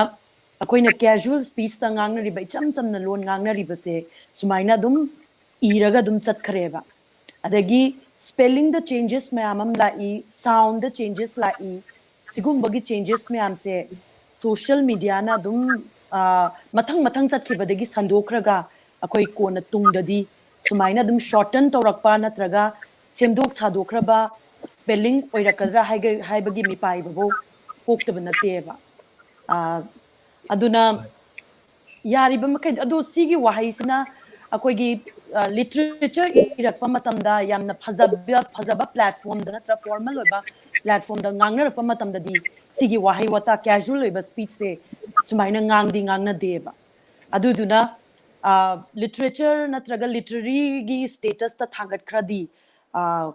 khoina ngangna riba loan simamakti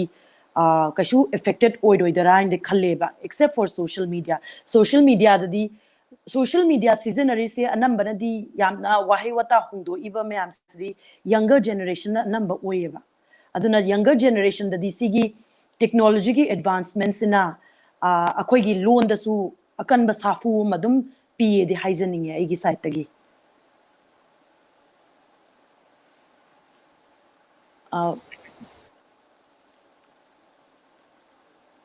chumi ojagi wafam she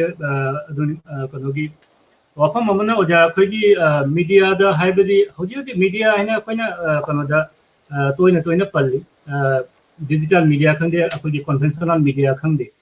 media da season riba loan ashi akogi tv media da haibi especially tv media shi da jam influential oiba akogi daily life da jam influence oiba media amani worldwide si recognize oina le kan wafam amani aduna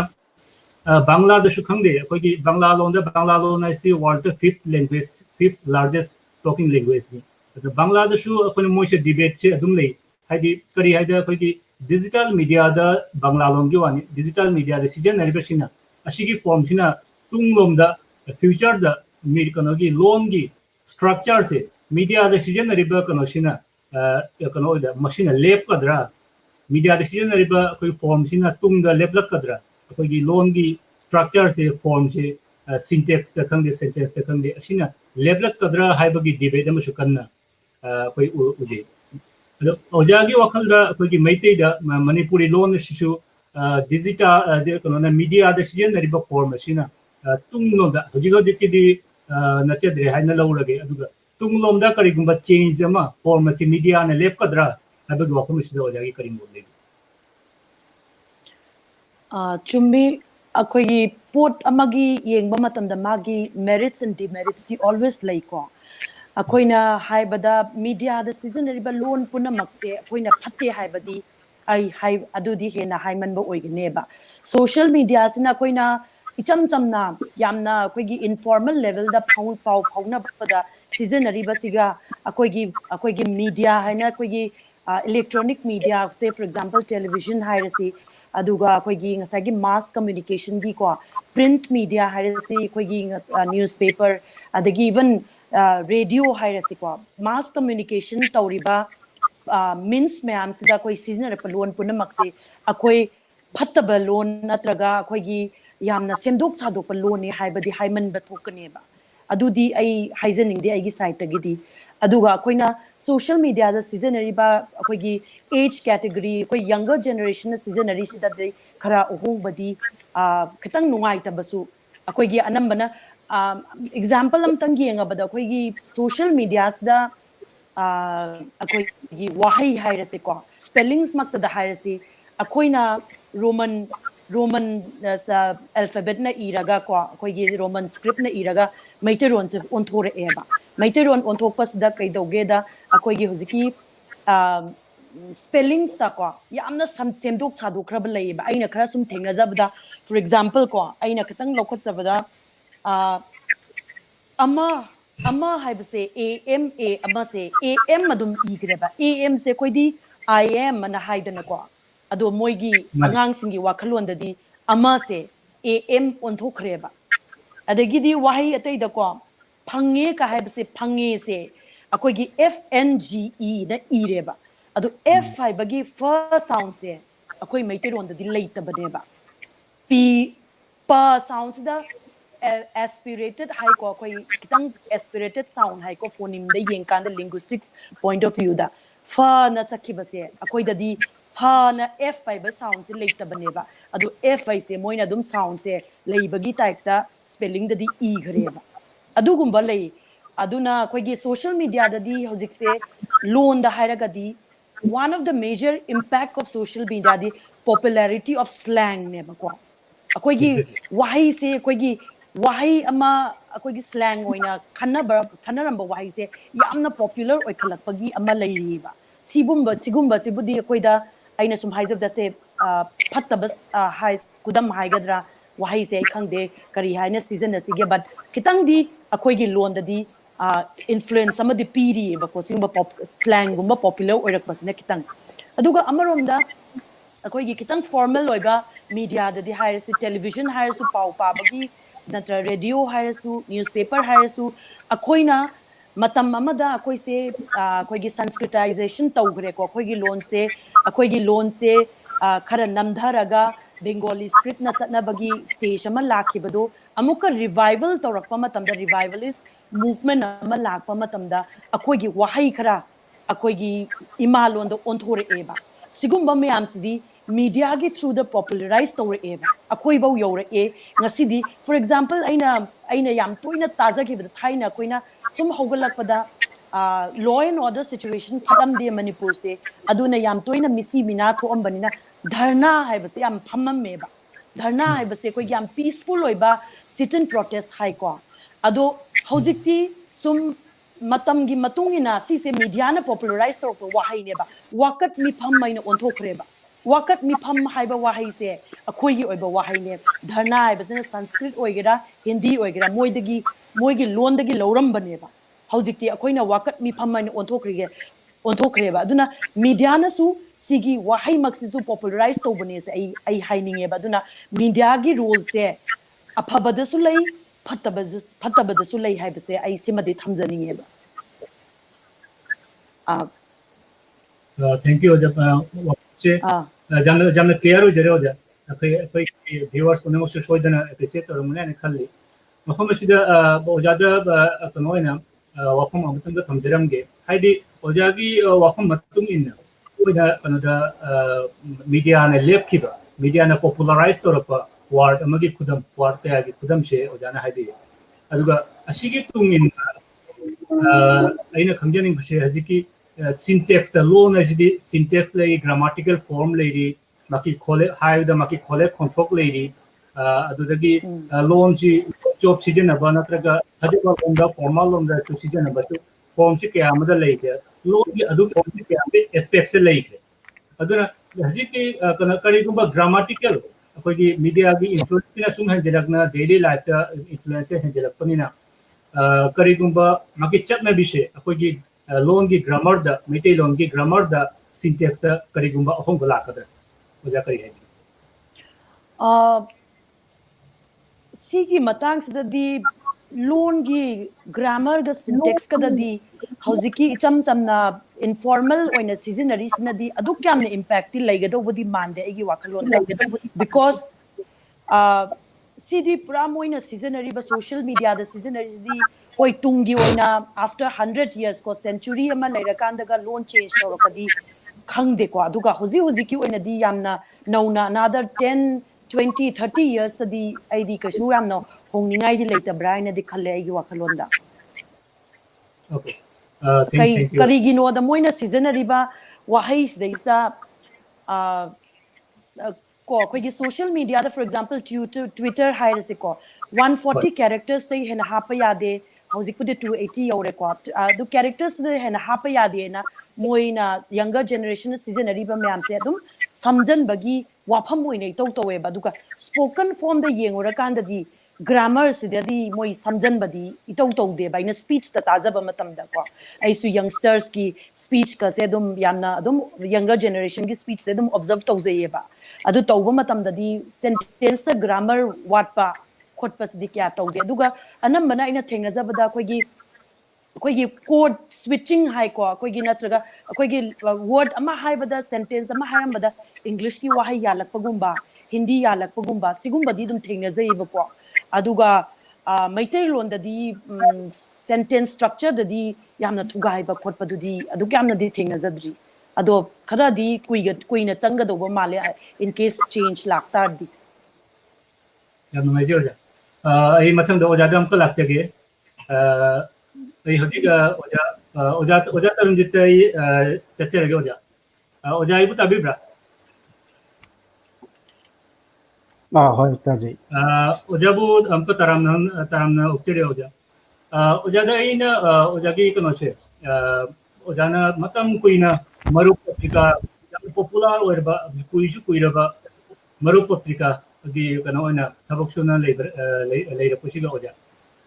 अखोना ओजादी print media की कनोगी हानागी letter press की कनोदुगी मतमदुगी हजिति ओजा digital की AC ओजाना experience तौना दुम लापिरबनिको ओजा अदुना letter अखोगी कनो media सिदा electronics media sorry print media सिदा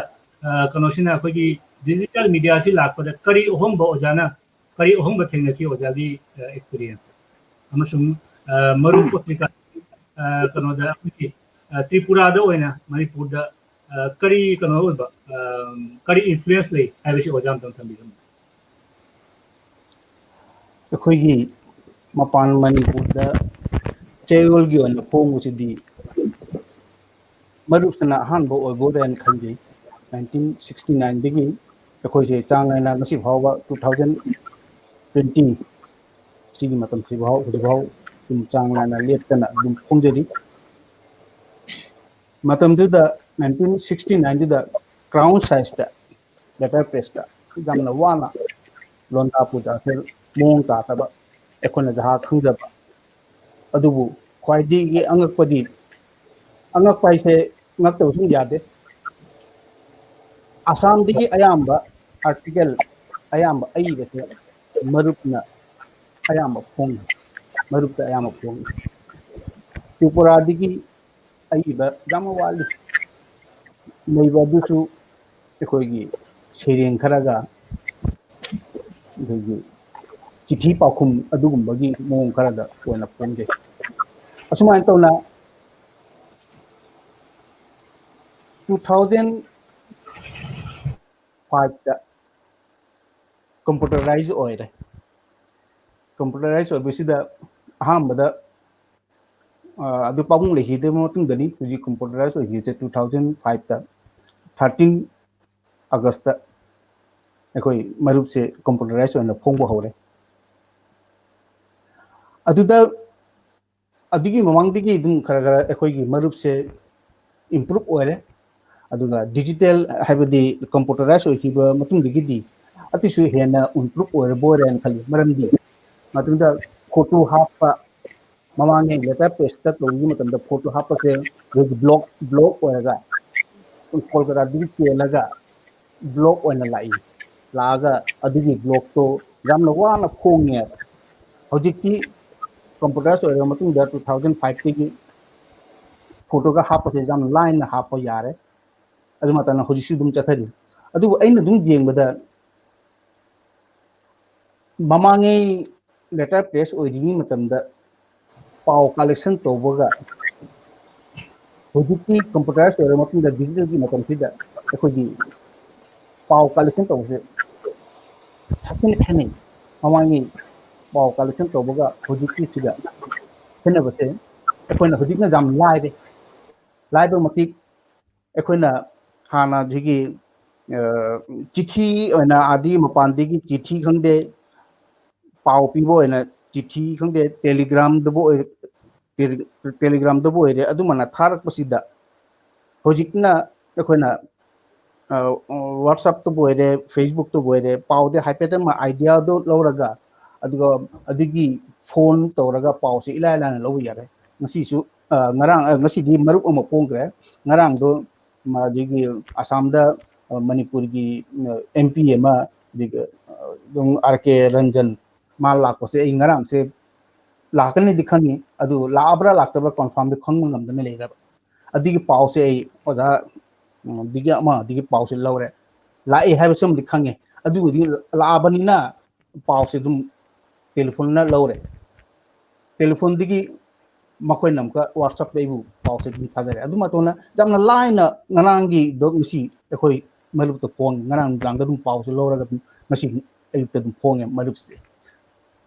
asigi ahong bo se hana letter press da asi khudong chaw se letter press da paw se phanga ga su telephone da hadi mamangi di dial to bob telephone da paw lo ngam ga su khuduk ta paw se aduma pongbu ya da bigi jam khudong thiba karam yam le ram aduna hojikka hanangi ga khenose joigi manipur digi paw pirakpa asam digi paw pirakpa manipur digi pirakpa paw singse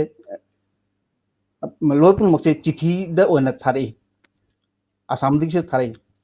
ममांगे gi aduga hojikna tawribasna phone da pause han piraga wana WhatsApp da pause akupa marol to WhatsApp ta thajarakpa aduma tona pause collection tawji ga asigi ahong amadi leire asigi nungaiba musu leire kari adi kudak ta pause lo yaba photo su dum collection to yaba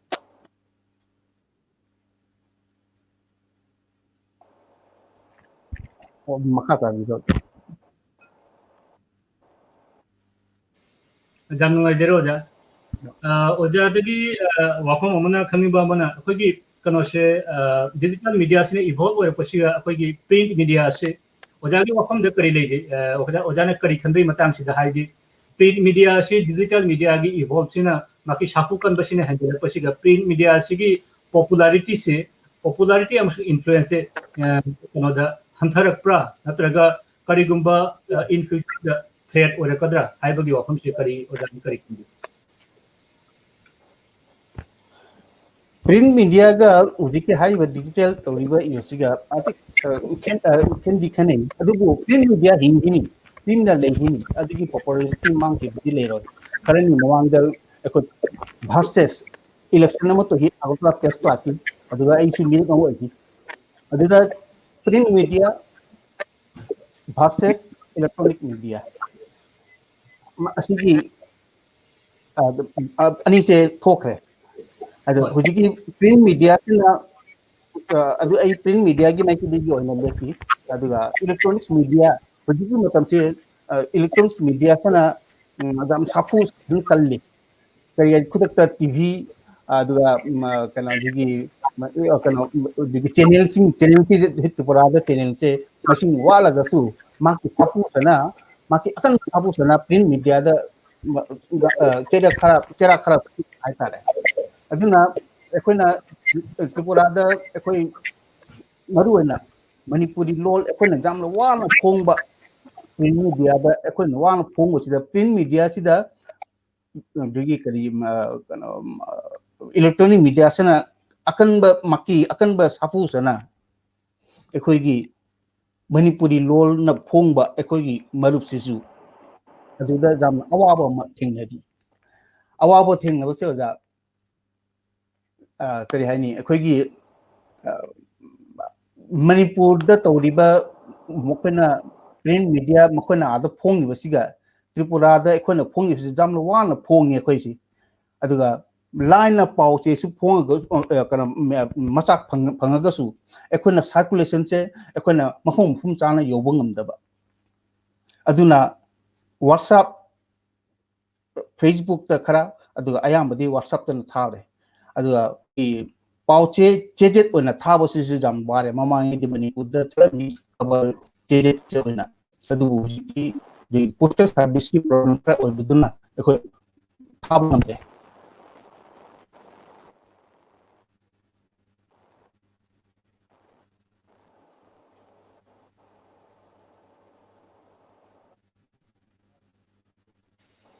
ओजादा अमुक लाक्चगे ओजा thank you ओजा ꯑꯥꯎ मथंग दई लाक्चगे अखोइदि Manipuri mirror.com की publisher अमसुंग editor in chief दरा हम प्रमोद दरा dram लोग दरा Thank you, Rikwan. दरादा अइना थमनिंग वफम अमन दरा अखोइगी कनन दराना मयाम न होदा बिदना मणिपुरी नसी मणिपुरी mirror.com सी मयाम की मफम द संदोक नमजरे मणिपुरी मिरर की माइके देगी करी करी करी डिजिटल मीडिया दा मणिपुरी लोन की मतंग दा करी करी तौनी फ्यूचर दा करी प्लान लेबगे अमसुंग अते अते मरम खया ओजाना संदोकना तसेंग हारगदी कोई मणिपुरी मिरर खक्त नते होजि डिजिटल मीडिया दा मणिपुर फोंबा कोई चेफोंग नत्रगना टीवी टेलीविजन हाई तारे नत्रगना अखोइगी कनोदा लैबा पुनमक लोइना कोई उबु फंगे मफम पुनमक लैबा हाई तारे वालगी एनी साइड लैरगसु ngasi ngasi मणिपुर फोंग बचे फोंग नत्रगना करी पाव पीरिबा अदु थ्रू द यूट्यूब मदि इंटरनेट ता सुम अखोइ कनो तोबा ngam तो असिगी खुदों चाबसी अखोइ अयामबना होजि होजिसु मणिपुरदगी फोंगपा नत्रगना मणिपुरदगी ब्रॉडकास्ट तवरपा मीडिया खतदा ओइना कनो ओइ मरु ओइबा हादा मेन प्लेटफॉर्म अदुना अखोइ मणिपुरी मिरर सिना अखोइ मरोइबा कनो लहनिंगबा हाइतार नत्रगा कोइना लौगे खलिबसिना मणिपुर गिसु खरा यावरसु यावना मरोइना मपान लमदा लैबा मपान लम हासि मणिपुर गी मपान लमदा इवेंट दिल्ली बॉम्बे अमदी त्रिपुरा असम अबेदि अखोइ सोंदा लैबा अमेरिका कनाडा दिगेदि यूके यूरोप की मफम खुदिंगमक्का ऑस्ट्रेलिया अमदी कनोदा लैबा जापान खंगे कोरिया दे पुरा मकी अखोइ प्लेटफॉर्म से असि आई ओहेनबा होना जगनी अदुगा लोइनना अखोइगी लोन अखोइगी मणिपुरी लोन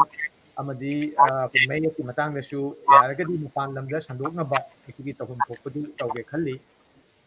तसिंग हारबदा अखोइ ओजा अखोइ यमुंग चैलेंजिन हाइबि बदुनी अखोइ त्रिपुरादा नत्रगना असम बांग्लादेश ता पोंगबा केनो से पोंग केनो तौहि यामना वाना पोंगबा नत्रगना हुमांग दसु होजिसु अदुबो अखोइ होजिक लेरिबा मीडिया सिना यारगदी अइना केनो लहुनिंगिसे अखोइ मणिपुरी मिरर सिना मपानदा लैबा असम त्रिपुरागी बो ओइरो अखोइ चेयोलगी ओइना नत्रगसु ताकक नाइना ओइ खननेनबगी केनो से अखोइ यूट्यूब ता खंगदे नत्रगना फेसबुक पेज ता असी हंदोके खल्ली अमसुंग अखोइ ब्लॉगिंग नंगसु ngsai हाइकिबा ब्लॉगिंग की खुथांगदा अखोइ असमदा त्रिपुरादा नत्रगना मपान लमदा अखोइ बांग्लादेशदा लेरिबा मणिपुरी इचिनाव मयाम सिंगना बांग्लादबु ओइरो केरोंदबु ओइरो इंग्लिशदबु ओइरो लोन अहुंगी खुदोंग चाबसी थंबनिना माना खंजबो वखलोंदु अदुदसु फोंगोकपा यानी अदुगा लोइनना अखोइगी पॉडकास्ट हाइबदी अखोइगी ऑडियो की पॉडकास्ट की कैनोसु खुदोंग चाबसु लेबनिना असिदैसिदा मफम खुदिंगमक्ता लेरिबा चोजाना लेरिबा मयाम खंगहै मयाम अमदि ओजा मयाम एक्सपर्ट मयाम की कैनोसु अखोइगी मखोइदगी अखोइना तानिंगबा नत्रगना खंगिंगबा कैनोसिंगसु मथंग मथंग अखोइ अपलोड तबिरगा मयामदा यावनगे खल्ली तो यामे अखोइगी कैनोसे मथंग मथंग आई सुम अखोइ थ्रू द वेबसाइट अमदी फेसबुक दा नत्रगना यूट्यूब दा सिगी करी करी थबक तबक याय नत्रगना थबक याय हाइसे अखोइ सुम कैनो तबिरकन थैंक यू रिपोर्ट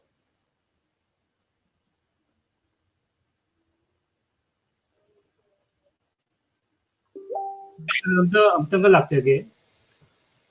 ओजा ताबिब्रा ओजा केसरम ताबिब्रा ओजा अनमित ओजा ओजादा अमक लाक्चगे ngасai ओजागी वफम मतुंग इन्ना अखोइ सरकार की माइकेदगी बांग्लादेश ता लोन तमगी मतंगदा नत्रगा मणिपुरी कम्युनिटी की ओर मतंगदा सरकार की वफम हाइपेट पंदी रे अदो अइना होजिगा ओजादगी खंगजिन बसी सरकार ता नतना अखोइगी सिविल सोसाइटी ना कम्युनिटी की ऑर्गेनाइजेशन सिंगना नत्रगा लनाई ओइबा लनाइना करी करी तौफम थोइ हाइबदी सिविल सोसाइटी की भूमिका सि करी करी ओइफम थोइ हाना ओजाना हाइजेनिंग ओजाना हाइबिंग कोई बांग्लादेश ता जी ओइ फिल्म सिदी सरकार की माइके दिसे थोदो को हेल्प फंडे सिविल सोसाइटी नत्रगा तोंगान तोंगान ऑर्गेनाइजेशन सु क्या हेल्प फंगदबनी अखोय मणिपुरी अखोय मसेन तना होनजबनी मरु ने इन हाइजे तावरदी बांग्लादेश ता अखोयना लोन अमसुंग अखोय साहित्य जु हिंगन बोनबदा मणिपुरी साहित्य संसद आयो संस्थान से लिखलगा कोई कल होरजकी मथंग 2011 दा सरकारना ममालोन लारिक तंबे खुदोंग जावा पीगनी है बतारपदगी मणिपुरी भाषा गवेषणा उन्नयन संस्था संस्थान में लिखकी मधुना मरुओइन मैती मयेक तंबीबा मैती लोन तंबीबगी थौरांग ब्रैकेट की स्कूल कयारंग लिखकी अतोप organisation ethnic community development organisation एक्डो है मुझे एनजीओ नि मरुओइना मोनेसु स्कूल अहुम लिखतना मैती मयेक तंबीबगी स्कूल से चांगना ले चतरी मधुगी मपांदा तोगान तोगान ऑर्गेनाइजेशन कादंगसु ढाकावासी मणिपुरी की वा पनबया नत्र मणिपुरी मुस्लिम सिंह ऑर्गेनाइजेशन कादंग मकोइसु है अकोइना सरकार दा तालिबा दाबी सि फंगदना बयदा मक्तम को याम कन पने सरकार की थोंग की हौजी फावदा क्लियरली अकोइ मणिपुरी लोन जे लौखतले अकोइ मणिपुरी लोन दा लारि फोंगना गन तौरनी हाबगी तंबिबा होरनी हाबगी मफम सिदि लेत्री अदुमकु हौखिबा फेब्रुवारी दा सरकार की मोगी हेल्पिंग हैंड ओने लेबा एनजीओ फोरम अने एनजीओ फोरम की मैकेदगी मोने मीटिंग में तिलगदवा लेखना खिबा वारी मणिपुरी लोन से यावना लोन तरु खंगतनी अंदगी फेसिदा अने सरकार दा मोने रिकमेंडेशन में पीखी मधुगी रिकमेंडेशन की मतुंगिना कोने फेब्रुवारी की तांग 9 दा ढाका चावल में फंगी बांग्लादेश की ऑर्गेनाइजेशन में अम्पुल हमनी मरुइना ढाकावासी मणिपुरी और मणिपुरी भाषा गवेषणा उन्नयन संस्थान सिलगा प्राइमरी एजुकेशन की सेक्रेटरी सरकार की हमनाबू चीफ गेस्ट होगी मानसु वफम कन्फर्म तौरगी सरकार की थोड़ी मणिपुरी लोन लौखलगनी हौरे खर चथगी दाबी तांसे अखोई मणिपुरी लोन से लौखलपी मयेक मणिपुरी की लोन की लाइक इबीबा ओशन वाइद मैते मयेक इब अखोई अकन दाबी से मरमी मणिपुर मैते मयेक चलखे मपान मणिपुर मपान अखोई आसाम त्रिपुरा बांग्लादेश अखोई मैते मयेक तो हईहौद्रगदी कोन मणिपुर अखोई कानबम थोरकनी अखोई मैते मयेक से तमसेन कन तम होनबनी सरकार की थोंगसु मैते मयेक तो लाइक तो लेना लाइक तंबीबा हौरगदी अखोई अंगांगसिंसु मैते मयेक सोइगनी मैते लोन सोइगनी मसिने अखोई दाबी तौबसे अदर बांग्लादेश की अतई सिविल सोसाइटी दी थोइना कन तौदे अदुमकु हौजी हौजीकी कोई मीडिया द खंगदे नत्रगा तोगान तोगान फोरम सु पाउ पिरपु तमदा जी मणिपुरी की फेवर द कोन तालिबा दाबी अखोई इमालोन द लाइक तो खुदुम चाव पिबिउ हाइबसी मोजु सपोर्ट तो वी मोंग खरगरदी उनरगले अछि अखोई यामना उनगोतिंगाय मरम मनियाना अखोई खली मसिदं हाजरगे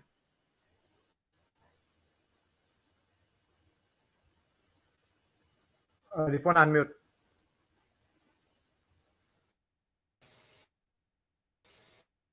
तंगो ओजादा तेंतेलो थमजरमगे अखोईगी हौजी हौजी बांग्लादेश की ओइना अखोईगी चलिबा जेनरेशन हाइदि यंगर जेनरेशन जिना करिगुंबा असिगी मतंगदा अहोंबा अमा पुबा ngamukpagi खुदम उबिब्रा ओजाना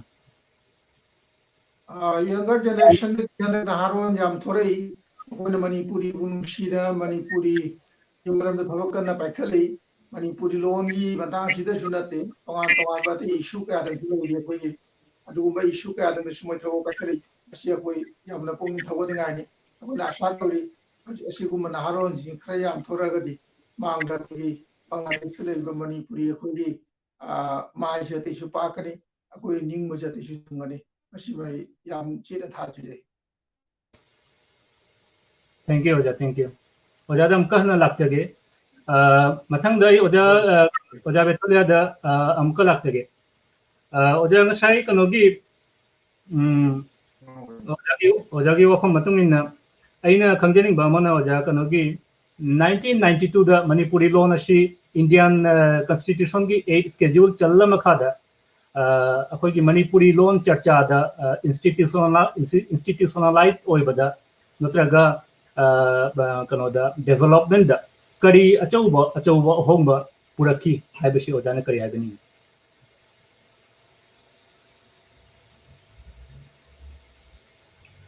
ओजा की वॉइस लागते ओजा वॉइस लागते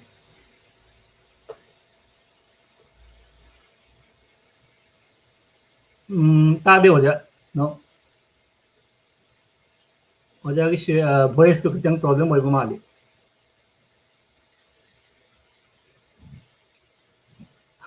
लागत्री ओजा नो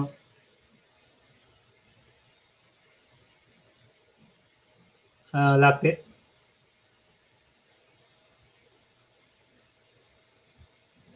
ओजा ओजा अमतंग जेंबिउ अमतंग जेंबिउ नत्रगा जात्रगना ओजा हमको रिकनेक्ट ओइबिउ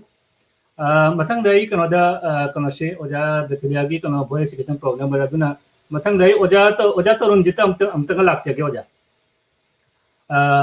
अइना ओजा द खंगजनिंग बामना अखोइगी मपान मणिपुर इम्फाल सिदि अखोइगी होय चपचाना मक नत्रगसु माकी अचाउब सिस्टम अमदि लेजरे हाइदि कनो ओइबनिना प्राइम मैतेगी प्राइम मफम ओइबनिना पॉपुलेशन जो जामनिना अमसुंग मोइगी culture कनोदी history जामना Marik Chumna लेखलाबनिना मखोइगिदि instrument सि जामना लेखरे मीडिया दे खंगदि अते दे खंगदि अदुगा मणिपुर की मपानदा त्रिपुरा असम बांग्लादेश म्यांमार मसीना खैतंग मीडिया दे खंगदि अते दे खंगदि एक्सेस से खरक फंगबा वादली फोकस से खरक फंगबा वादले ने खल्ली अशी ओजागी अशीगी मतांगदा ओजाना करी हाइबिनिंग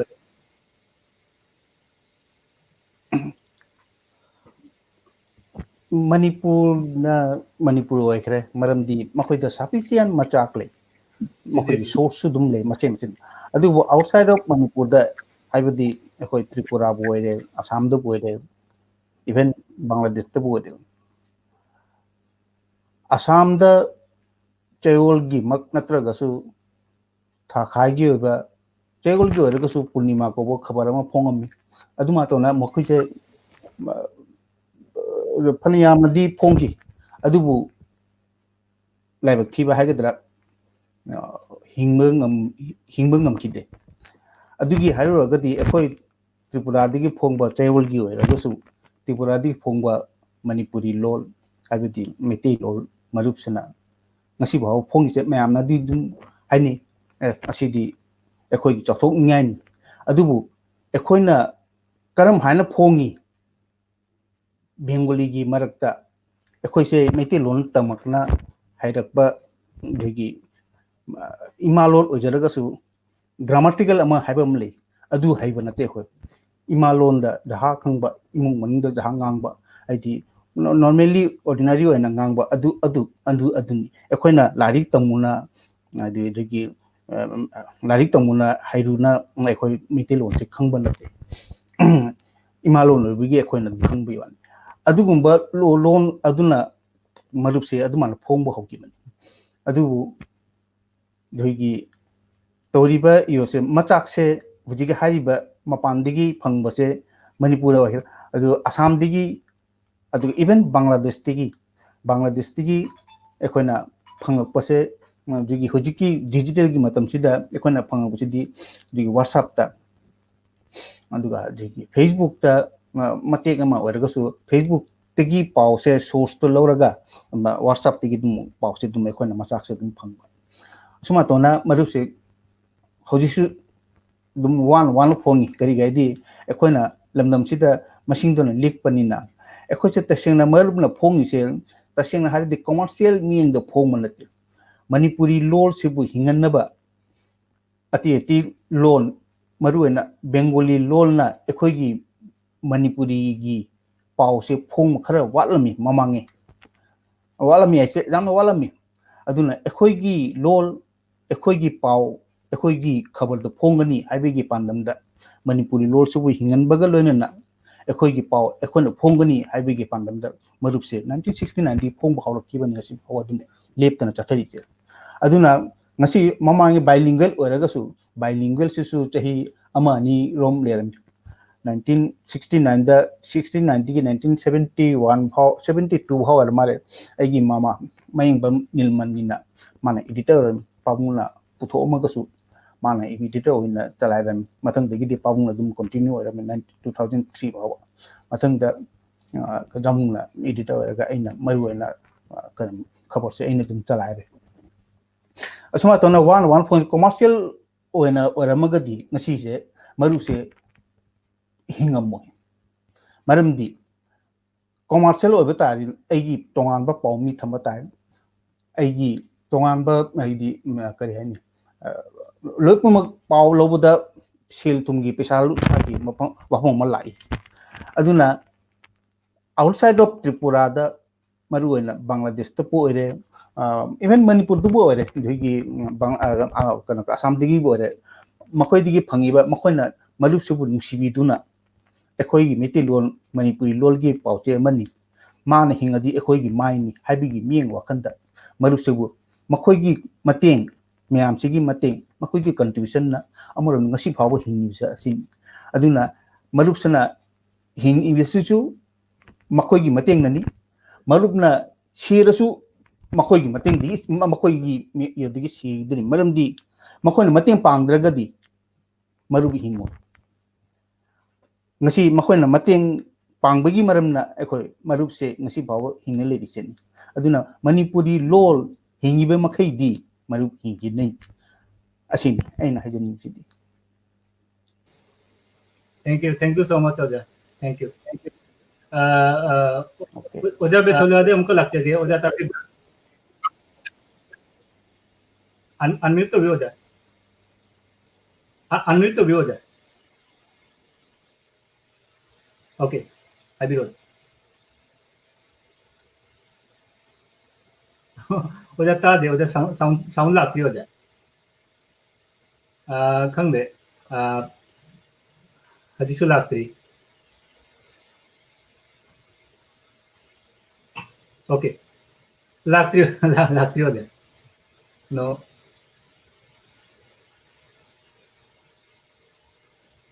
ओके अखोई ngahak ngai gi ho mathang da ai ka si oja betulia gi sound chi problem oi bani na aptang jingbiro kada de kari kan to riba ai oja dara promotam tang lak chege dara kano gi akhoi gi overall kari having ngi akhoi gi hoji gi ngasi gi chathariba program akhoi gi Manipuri mirror na kari kano kari influence pura pangamba kari asa thambi oja dara na akhoi gi viewers in the kari having amtang thambi oja तसेंग हाबदी ngasi asimak kai hatare yamna tawrba example amani mafam kya da leina taseng hai Tripura da Manipur da adugagi di Bangladesh da agi New York da Andhra da leiba koi jaina na leiba mayam sing koi pulap platform amada koina sum wari sanaba phang musimak akoi gi pandamni asumna koi imalon tinaba ngangba punomakpu platform amada pusilakpa asine akoi gi chapchaba kenodi wakalon haigadra akoi gi thamjaningba kenodi pandamdi aduga yamung tarunjina se panbikhe koi panda Manipur gi oinadi koi yamna koi kai hata as a state amagi phom thokpa tabum thokpa mayam su lei amung mamthungami koi mapanda leiba koi masing likpa as a kaino oina kai hata minority ethnic minority bu hairo linguistic minority bu hairo akoi gi awaba akoi gi apanba akoi na thengna da balan sina khara tongali Manipur dagi adun akoi gi oiba samasya haigadra problem natragana issue mayam sing hisu akoi masenta ngasi Bangladesh tawriba problem si Imphal dan di thengnaramoi aduga akoi gi Tripura da natragana Assam da leiriba Manipuri manungda khajitang warisu khar manaramgana ne khalli to asigi common issue oiba sing si akoi na amadagi tamba natragana khana ne nabagi khudong chabasu akoi Manipuri mirror gi market-dagi thamjaningi aina ngasai su hajar hiduni akoi chumna blogging natragana wakhalon phongdokpa adu khakta natana akoi siguma keno da live broadcast tauba natragana keno da koi gi on recording da tauba oraga su koi wakhalon phongdokpa gi through the media haitar keno gi virtual live da propagi khudong chaba se koi ngamna hotna jani aduga technical problem asum koi Bangladesh India South Asia gi oina hojisu yamna khara kai haitar khara khar sholi taseng haragadi shon bhai si yamna shon bodi natri adu oraga su मालेम अतै मफम चांगदमनरुगदी अखोइगी कैनोसे south Asia दा लेबि खरा सोली अदुमकपु ngasi honglakliba phibam sigadi nongnate nongmadi akhoi asida phangniba akhoi asida phangniba yamna ken changkhollaba kenose network se simak phangdraga su magi ken ta hum thokodi phangta dana khalli ngasi bhanwasta natragana akhoi kenoge asamgi khungangsing da su network phangi makhoi su akhoi facebook ki soda yengbiramgani koi live event yengbiramgani makhoi su soda tabiramgani to aduna akhoi kenosi leitramna akhoi keno digital media gi panhi leitramna asigi maigidagi koi mayam punimakta koi yaujaba koi wai sanaba thangjabasi koi nungaijabani asimagni koi net pami base sitangni ain hajani ba thank you ipa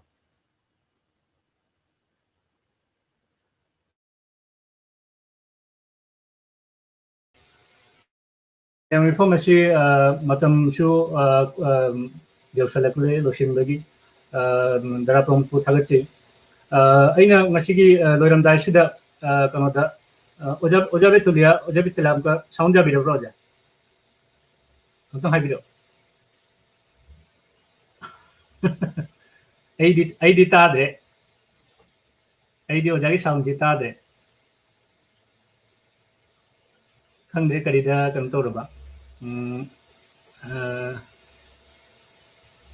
okay ai ojabu यारगदी ने अमतंग ओजा बेथुलेयागी दो doctor बेथुलेयागी दो केनो याउदना कोई mute केनो तौबिरगा अखोई नाकोंगी केनो लौथोकपिरगा अमतंग येंगियो डायरेक्ट अखोई without headphone jamna jadragana oja kano ki sign out tawraga amkam login tawbagi try to biyo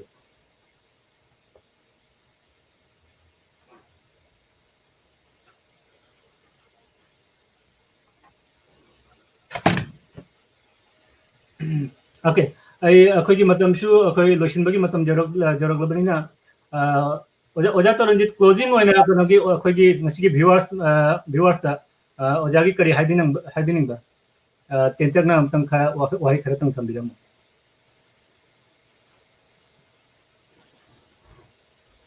unmute to biyo ja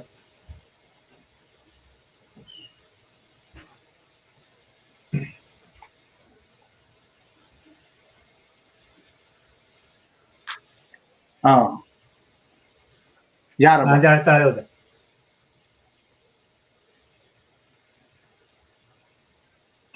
अखोगी ngasi naina mitpham asi loisilakpagi matam jawrabani viewers ojagi kari atei wahai leiba tentakna amtam thambiram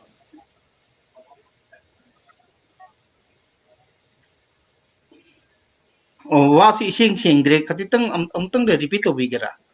hoy oja haji clear tablo oja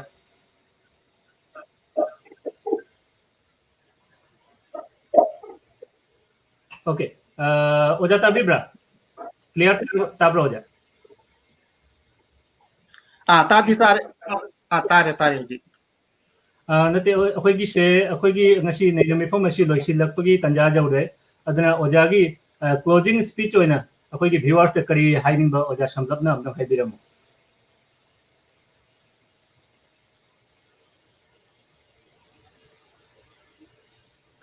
okay oja to ranjit ki signal ji khetang ui koi bamali ei mathang da oja shiram da amka lakjege oja akhoi gi ngasi kano si akhoi gi naina mitpham asi loisin bagi ta jadu jawbi raklabani na aduna oja gi closing speech oina kano da akhoi gi viewers te kari haining ba oja gi wakum khetang tambiram Kasi numit yamna nungairaba numitni yaifaraba numitni Manipuri Mirror gi khongshan si mapung phabo sinu mai pa sinu akoi leiriba mayam nasu Manipuri Mirror bu mayam chana sogotchi mapung phan si Manipuri Mirror Bangladesh Manipuri khudingi loina na Manipuri khudingi mai thong balu si akoi ding mapura mai chana sinu asi aga gerga mayam da bukana puram gerga lusinjari kuram jeri oja ojana matam khaidokna nina mitpham manipuri ki mage dagi ngasi jawri ba oja na mapu hanan kuram te hanan thak apoi gi bagi tanjadi jawna ओजा बेतुलियादा अमतंग जिंजगे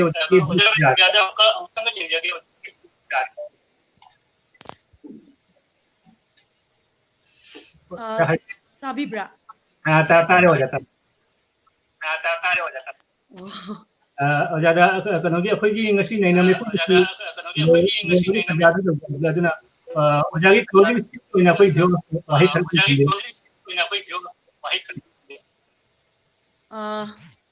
ngasi Manipur Mirror gi website launch tawbasida ayhaku khanani nabasida yahan bibaida makta organizers koigi maru oina koigi sir promote adagi seram repon adagi atopa backstage da laibiriba technical gi support pibiriba mayamsu chauna thagatsari adu koigi oza kaino seram oza ko adagi di oza tarunjit ko adyambung tarunjit yam nungaizare unajaba sigumba platform amda thingnajaba se ai hakidi yam chauna laibak phabani matung da su amu khana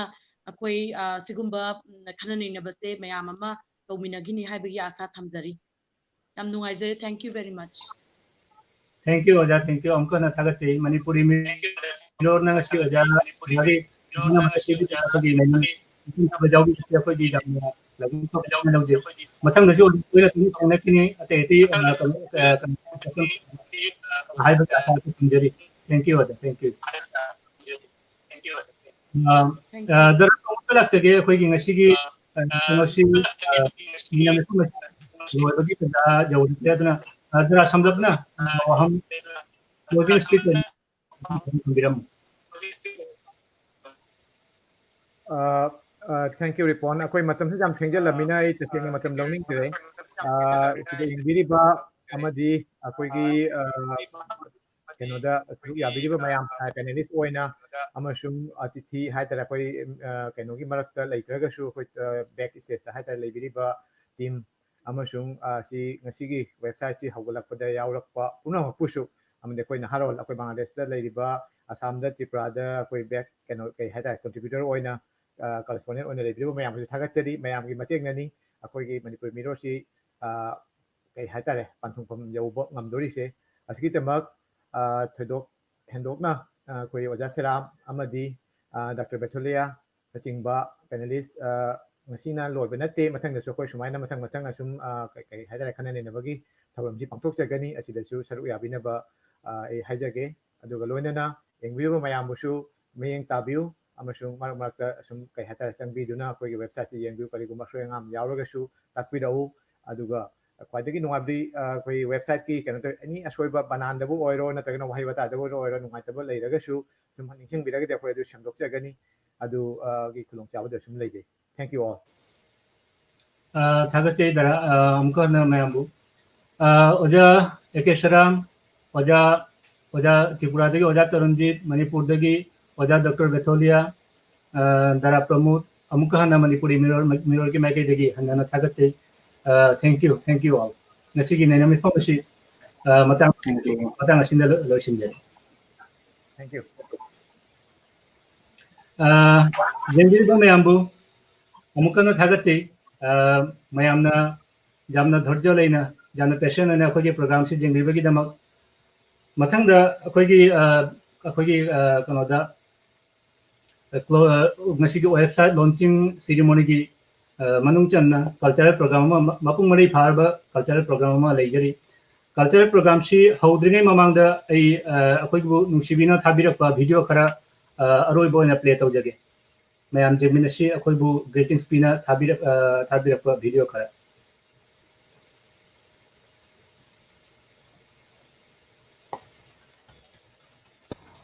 Manipuri সম্প্রদায়ের মুখপত্র হিসেবে একটি website উদ্বোধনের সংবাদে আমি আনন্দিত। বাংলাদেশের একটি উল্লেখযোগ্য জাতিগত সম্প্রদায় মণিপুরীদের রয়েছে নিজস্ব ভাষা ও দীর্ঘ সাংস্কৃতিক ঐতিহ্য, কিন্তু তাদের ভাষা, শিল্প, সাহিত্য এবং জীবনধারার পথ কখনো বাধামুক্ত হয়নি। শক্তিধর রাজনৈতিক ও জাতিবিদ্বেষী অপশক্তির কাছে তারা বারে বারে আঘাতপ্রাপ্ত হয়েছে। ইতিহাসের দীর্ঘ পরিক্রমায় তারা কখনো কখনো উদ্বাস্তু হয়েছে, হয়েছে স্থানচ্যুত। কিন্তু তা সত্ত্বেও এই সম্প্রদায় তাদের স্বকীয় জাতীয় পরিচয় এবং সাংস্কৃতিক উত্তরাধিকারকে আজও গর্বের সাথে বহন করে চলেছে। আমার বিশ্বাস এই ওয়েবসাইটটি মণিপুরীদের ইতিহাস, ঐতিহ্য, ভাষা ও সাংস্কৃতিক জীবনধারাকে সফলভাবে বিশ্ববাসীর সামনে তুলে ধরতে সক্ষম হবে। আমি তাদের সাফল্য কামনা করি। मथंगी वीडियो जेंबिनसी मणिपुरी मिरर कौबा डिजिटल मीडिया हाउस अमा लॉन्च तौबिरपसे यामना हराजे मसी मीडिया हाउस असिना मचोई मचोई ताखरबा मणिपुरी सिंह मरु ओइना बांग्लादेश अमदी म्यांमार दा लैरिबा मणिपुरी सिंह आर्ट एंड कल्चर हेरिटेज अमदी मखोइगी सेमिटलोन नचिंबा पुंसी महिंग कया मीडिया हाउस असिगी मपालना उबा खंगलगनी मीडिया हाउस असिना मपुंग फाना मियामगी थौबल तौबा ngamba ओइसनी।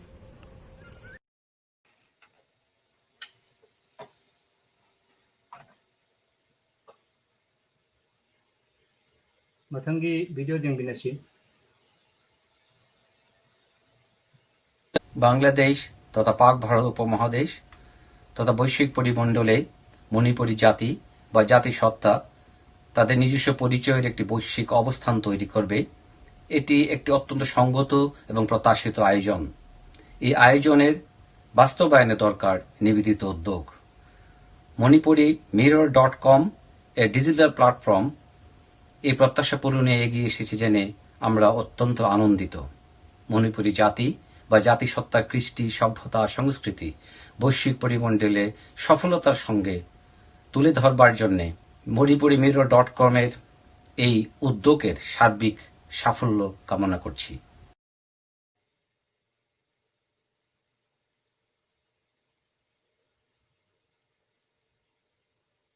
मथंगी वीडियो আমাকে जेंबिनसी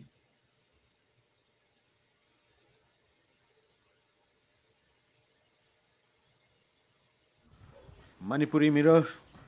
मणिपुरी सिंगली द चेलिब इगी चेलनी इगी चेनसुनबु लेप्त्रबदि मालेमद लेरिबा मणिपुरी सिंगी अमत्तो इबे इ पाउ फोन फमदु मसिन ओइरगनी असुगुम्बा वेबसाइट अमा लॉन्च तौरपसिदा पुनिंग गोइबा नुंगाइबदु फोंथोकसरी। थमोय सेंगना थागतचे अखोइगी मसी अखोइबु नुसिबिदुना मालेमगी मफम के आदगी वीडियो की खुथांगदा स्पीच थाबिरक्पा थैंक यू ऑल। अखोइगी नैनामिफम मसु मतंग असिदा लोइजरबनिना आई हौजिक खैतंग ओरसु कमेंट व्यूअर्स की कमेंट खरा पाजगे देबा मणिपुरी मिरर की खोंगचेत माय पाको रेसनो मणिपुरी की अचुंबा शक्तम अमा मलेमदा ताकपीगनी खंजई अमसुंग मणिपुरी मिरर लिंखलिबा मयामुसु ऐना थमोय सेंगना थागतचरी।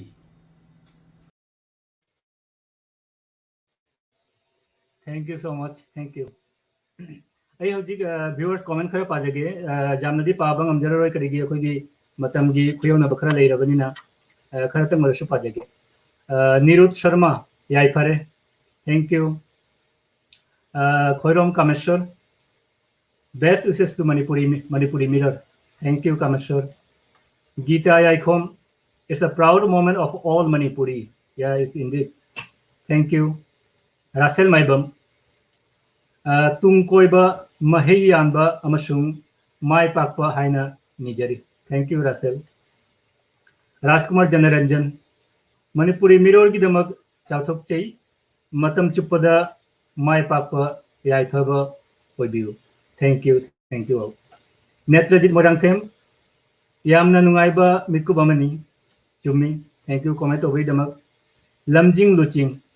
माय पाकपा चाथोकपा ओइरसी तुंगी इकोन ओइरसन best wishes thank you Lamjing Luching comment ओबिरपुई दमक। Mohammad Abdul Samad it's a proud moment of us best wishes to Manipuri Mirror. Thank you Oja Samad comment tobirapagi damak. Sonatan Hamam Hagachari Sonatan Hamam busu comment tobagi damak. Kenny ana Manipuri Mirror yaipare. Thank you Kenny ana. Nilchan Singha Jingbi Jiminari Koga. RK Tiken. Best wishes to Manipuri Mirror. Thank you. Kainahan Devi. Ojamayamgi wishing tabada nungaijay amasung ikai khumnaba uchari. Thank you Kainahan Devi comment tobirapagi damak. Roshan Ara Bashi Thagachari Ojamayambu Thagachari Roshan Ara Bashi Bushu Jagannath Lairenjam Ahibam Joy Kumar Singha amasung Makoi punamak Jengbinari Ibung Ibunghal Shamol Thagachari Oja Taranjit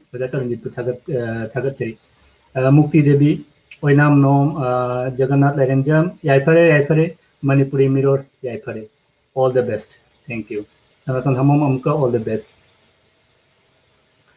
So here kanogi comments Thabira Papunamak thank you Hajari Manipuri Mirror ki maigi dagi akoigi ngasigi hanba tangka matang sida lojare aina hojik cultural session bu mayamgi mafumda sandokina bahaina New York America gi New York tagi Alpona Devi bu tarana okchari.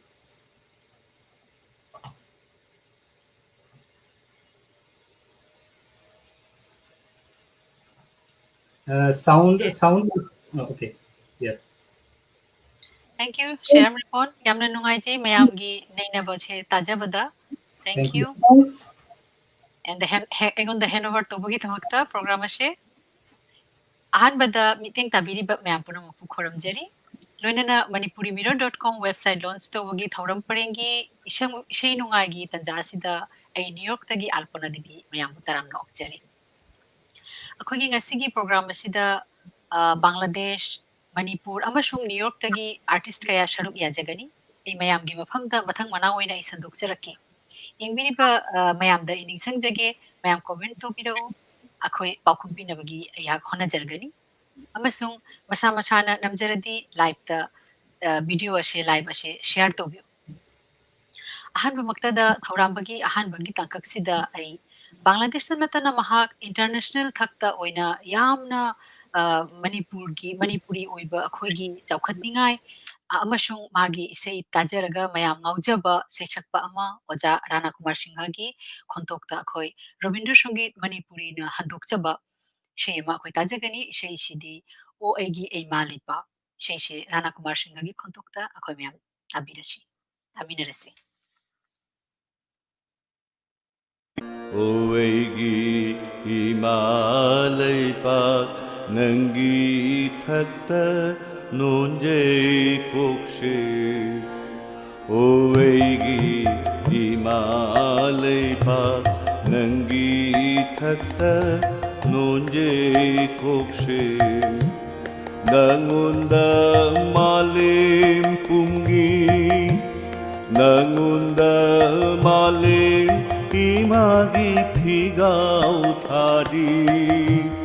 Oegi Himalay Pak Nangi Thakta Nunjay Kokshe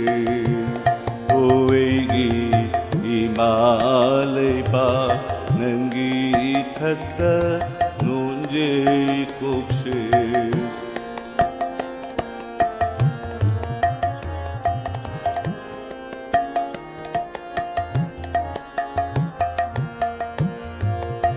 Nandi tilledu eigi hakchang kyata Nandi tilledu eigi hawaida Nandi tilledu eigi hakchang kyata Nandi tilledu Hawaida Nangi Shangbanaba Anuba Shaktam ꯊꯃꯣꯏꯗ ꯂꯩꯖꯩ ꯑꯣꯏꯒꯤ ꯏꯃꯥ ꯂꯩꯕꯥꯛ ꯅꯪꯒꯤ ꯏꯊꯛꯇ ꯅꯣꯟꯖꯩ ꯀꯣꯛꯁꯦ ꯑꯣꯏꯒꯤ 이마 레이바 능기 탔다 논제 곡시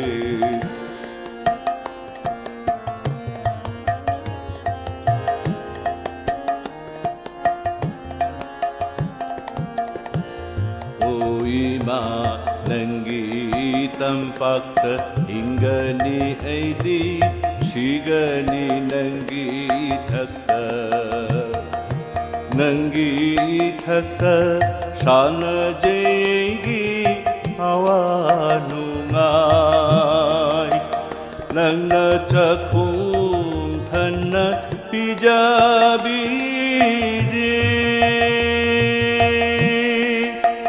낭나 라이신나 킥타비리 낭나 작품 탄나 비자비리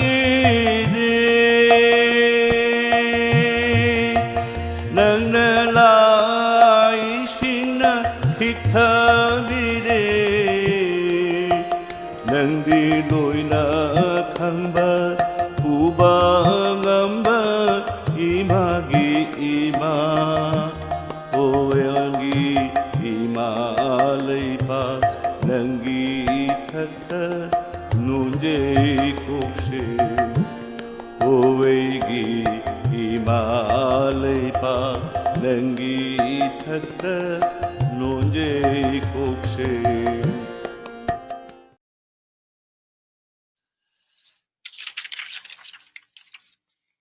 थागतचरी ओजाराना कुमारबु इशैचे माहकी इशैचे ताबदा इदी तु चुंगजरे एगिसु ओजा ओइजबनी ओजाराना कुमार माहकी नुक्सिखरबा खोंथोक्ता इशैचे ताबदा याम साथिना नुगाइजे आई हन्ना हन्ना ओजाबु थागतचरी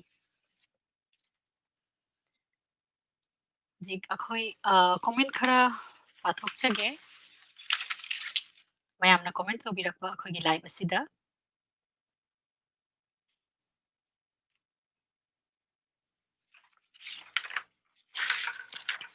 okay आई comment से हातंग मतम लौजगे मयामदगी मतंग दई पाजरके मथंगी थोराम दा खोइ चथजरगे मथंग द लेजरे मणिपुर की जवाहरलाल नेहरू डांस एकेडमी की आर्टिस्ट सिंगना पुंग चलोमो परफॉर्म तो जगनी तंजाशीदा ई थागचे होगे ममल लेरबा तेंगबांग पिबिरकलिब तबिरकपगी तमक जवाहरलाल नेहरू डांस एकेडमी की डायरेक्टर इंचार्ज पुखरबम बिलास सिंहबु मणिपुरी मिरोर की माइकेदगी महापो अखोइना हन्ना हन्ना थागचेरी अदोइदी इंबिनरसी मणिपुरी डांस जेन डांस एकेडमी की आर्टिस्ट सिंगना परफॉर्म तो जरकपा पुंग चलो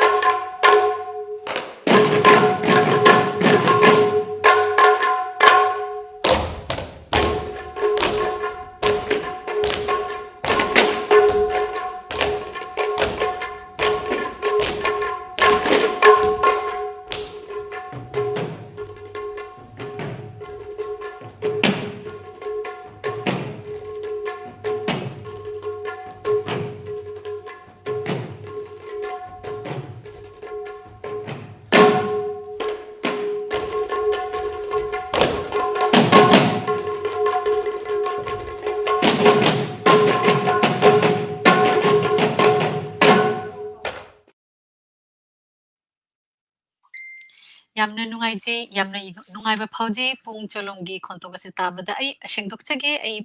ꯖꯒꯣꯏ ꯍꯥꯏꯈꯤ ꯃꯥꯔꯦ ꯑꯗꯨ ꯄꯨꯡ ꯆꯣꯂꯣꯝꯅꯤ ꯑꯩꯈꯣꯏ ꯄꯨꯡꯒꯤ ꯃꯩꯇꯩꯒꯤ ꯃꯅꯤꯄꯨꯔꯤꯒꯤ ꯑꯣꯏꯕ ꯄꯨꯡꯒꯤ ꯈꯣꯟꯊꯣꯛꯁꯤꯗꯤ ꯌꯥꯝꯅ ꯊꯋꯥꯏꯗ ꯅꯨꯡꯉꯥꯏꯕ ꯐꯥꯎꯖꯩ ꯑꯩ ꯊꯥꯒꯠꯆꯔꯤ ꯑꯃꯨꯛ ꯍꯟꯅ JN ꯗꯥꯟꯁ ꯑꯦꯀꯥꯗꯦꯃꯤꯒꯤ ꯑꯁꯤꯒ ꯁꯔꯨꯛ ꯌꯥꯕꯤꯔꯤꯕ ꯄꯨꯡ ꯆꯣꯂꯣꯝꯒꯤ ꯃꯌꯥꯝ ꯄꯨꯝꯅꯃꯛꯄꯨ ꯃꯊꯪꯗ ꯑꯩ ꯀꯣꯃꯦꯟꯠ ꯈꯔ ꯄꯥꯊꯣꯛꯆꯔꯛꯀꯦ ꯁꯥꯅꯥꯊꯣꯏ ꯆꯐꯥꯃꯌꯨꯝ ꯃꯅꯤꯄꯨꯔꯤꯅ ꯌꯥꯏꯐꯔꯦ ꯔꯤꯖꯥꯎꯜ ꯀꯔꯤꯝ congratulations इबुंगहल श्यामोल congratulations Rana Sinha YK Subhajit Singh थागतचरी ओजा शानाथोय चफामयुम मणिपुरी मिररना याइफरे इबुंगहल श्यामोल ओजा बिलासपु थागतचरी ओके अखोय अमु मथंगी थोरमदा चथजरशी मथंगदा लेजरे मथंगदा अखोय न्यूयॉर्क ता मयाम मिटिंग ताबिनरशी न्यूयॉर्क तेगी अखोय इमालिबक तगी लापनबुदी लेजरशु अखोय मिटै जिगोगी शागी नाचे अखोय ngaknaba maintain tawna basum अखोय practice तौजे अदुना न्यूयॉर्क तगी आर्टिस्ट खरना आर्टिस्ट मरीना जगोय मंजिरा जगोय सारकनी दीप्ति सिंहा मुतुम जोली लाइरेंगजम निम्नि सिंहा अमसुम हमम ओंबी मुतुम ओपिना साबा जगोय मंजिरा जगोय अखोय मयाम meeting ताबिनरसी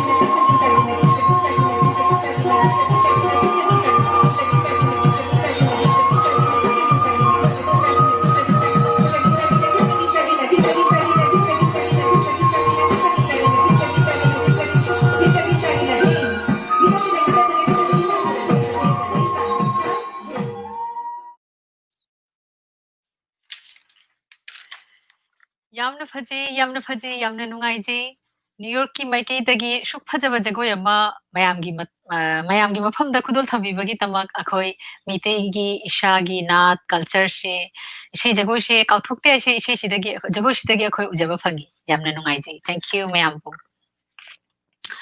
Matang da comment Karga Pajarake, Patokjarake. Shanatan Hamom, Oja Ranabu Tagacheri. Thank you. Sharachandra Thiam, Ojaranagi, Ise Akoida Tauna Happy. Thank you. Onita Shorizam, Yamna Paje. Thank you. Tagacheri. Hamon Promote. Thank you, New York team. Tagacheri. Mukti Debi, Yamna Pajare, New York Nahele. Tagacheri. Thank you. Shamananda Kiam. Okay. Ishe Mitei Londa comment ashe. Sorry. Ibung hal Shamol Oja Jagannath Lighting Jamgi campus Mali Jagoy ase. Thanks Oja Jagannath Oja. Ay shek dokchara ke kamba shegi hai bano ay Jagoy she Oja Lighting Jamgi campus tabudi nate Jagoy shado kiba mayam do topa mayam de ni hai batare. Okay. Ajanta sina oli mutum opi hoina shaba jagoy yamna phajare. Thank you. Tagacheri.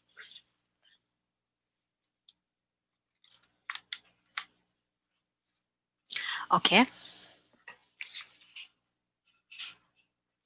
Shanathoi Chapamayum Mathang Dagi Mathang di Manipuri Londa Tosi Yaipare. Okay, thank you. Shanatan Hamom Mirol Thadok Lasi Yaradra. Okay, Ekesharam Rana Singagi Manipuri the Handokpa Rabindra Sangit Amashung Pung Cholom Mani Dila Jagoy Manjira Jagoy okay Loina Pajare Tagacheri Miampurapu Tagacheri Ojabu Koyom Kunjo Krishna Singho Nungaijare. Thank you Tagacheri. Koyom Kamini Kumar Singha. Thank you all Tagacheri. Kainahan Debi Ningtijay Yamna Jagoy Sabi Mayambu Tagacheri. Okay. Akoy matangi thoram damuk chathajarage. Hojik lejare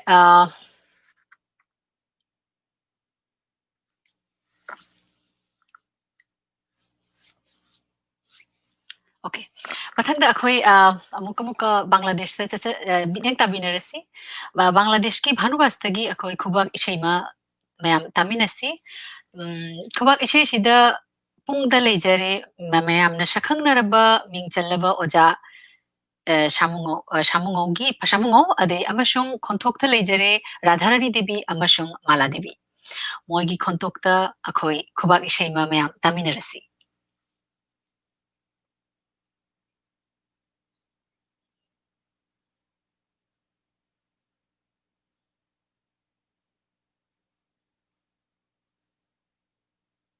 mayamdi minute batang lojage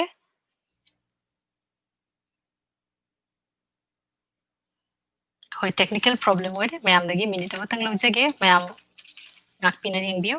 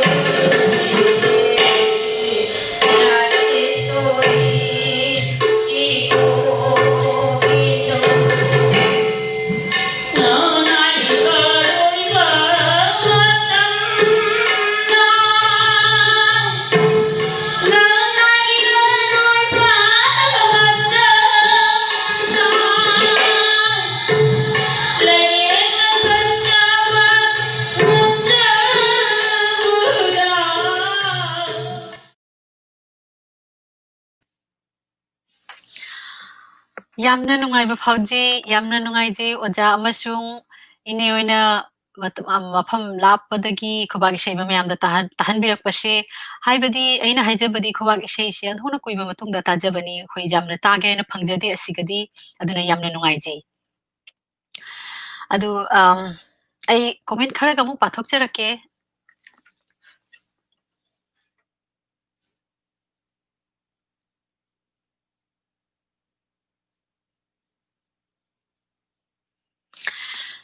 ai hujik mayamdagi yathang lona agi co-host program se continue to na bahina I request tawjari sheram ripon bu screen da lakpi waina thank you Alpana Devi thank you khoigi aina ama apanaga amko lakpagi maram di kasunate khoigi masigi isai no magi thoram asigi tangka gasida hojik mathang da isai metei isai masakti gani metei gi matam isai masakti gani khoigi ngasigi host obiriba Alpana Devi masamak Alpana Devi masamak isai jagoigi artist ni New York to lejaraga shu matam koina imalam dam tamna lejaraga shu makhoi Meitei jagoi Meitei isai kaubadi natte Meitei gi nat culture bu jokhatna thambiba ngatani aduna akhoi ngasigi co host akhoi Alpana Devi gi khonthokta gi hojik mayam Meitei isai mata tabinachi isai gi lyrics ti nangi thamoi kanmalli tabinarasi Alpana Devi khonthokta nangi thamoi kanmalli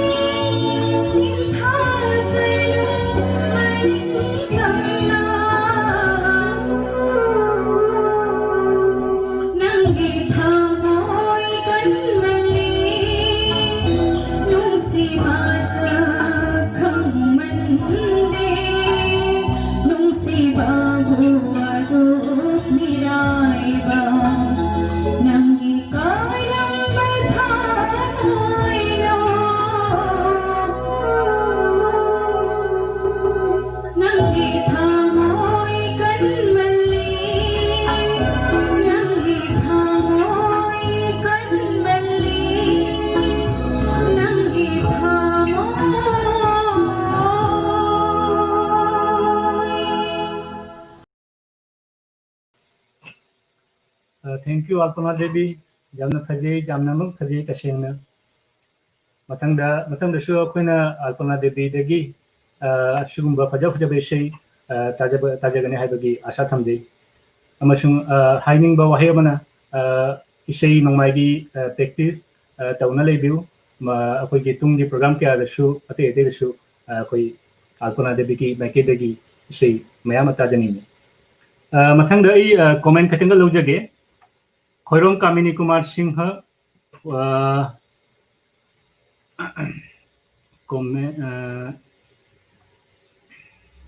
Sanathoi Chanpamayum मणिपुरीना याइफरे thank you Rezaul Karim congratulations Ibunghal Shemol congratulations Rana Sinha Sanathoi Chanpamayum Manipuri मिरोरना याइफरे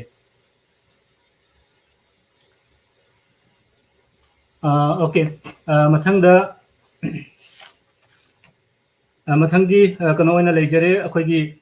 जगोई इशै मयाम ताबिरे मथंग ओनिता सोराइजमगी खोंथोक्तगी शेरेंग पाबा तामिनसी ओनिता सोराइजमना पाबा शेरेंग मयामबु इकोकनोन खोरमजरी ऐंगशी बांग्लादेश की शकनायरा कवि अमसुंग गवेषक इपन एके शेरामगी लोनगी अवाबा कौबा शेरेंग अमा पाथोकजगे अशोयांगाम यावरबदी मयाम ngakpiu aina wa ngangi aigi iranai londa kanamattana khangbide lon adu kanana shutabide aigi thamoi nungi mikap mirau khol kanana shu khangde aigi awabagi aronba wari shingbun aduna malem shigi meamalakta leiduna shu aidi ithanta aidi me mayamgi marol khangi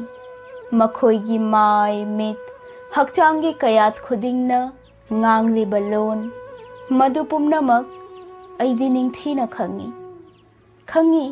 makhoina karino paami baingondagi karamba paujelno makhoina shandok ningliba aigi thopta thamoida wakhalgi kachin koya khudingda loina khangi aigi lontani makhoina khangbidriba hawabadi aigi michik mirau khol tadraba punshi atiyashida ahanba oina khonjel phahon bikhiba nupi khajiktang shoklakpada mana aigi wakhalgi samudrada makhol thoktabagi akanba irau khol mana tanik halliba adugi nupiduna phauba aigi lon khangbidre hojit adudi aibu ashum haina khara tauduna mangkhigadawraba shum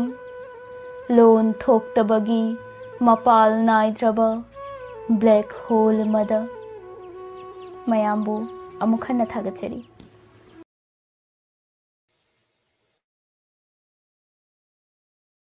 thank you Anita Sorajam हजरब शेरेंग पाबगी खोले खोंथोक्सु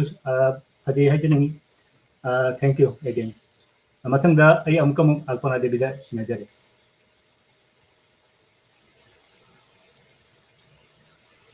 Thank you. Egi co-host Oibirika Sheram Riporna Agonda Muka handover to Bogitamakta program ashe. Achubadi Ashiga comment khara pathorok padadi ai ishana ishabu sum thagat pani aina hai batare. Aduna Sheram Riporna pathom badi yamna nungaigedaba agi isai sida mayamna comment to birakpashe. Adu onko khara ngahatanga matam launa lebiradi yamna nungaigani Sheram Report khara comment khara pathok piramu. Adi mathang da ichangjarake. Okay. Thank you. Okay, comment khara pajege. Keniana yamna nungsiye thagachari. Thank you Keniana. Otondrila taima epi yam phaji.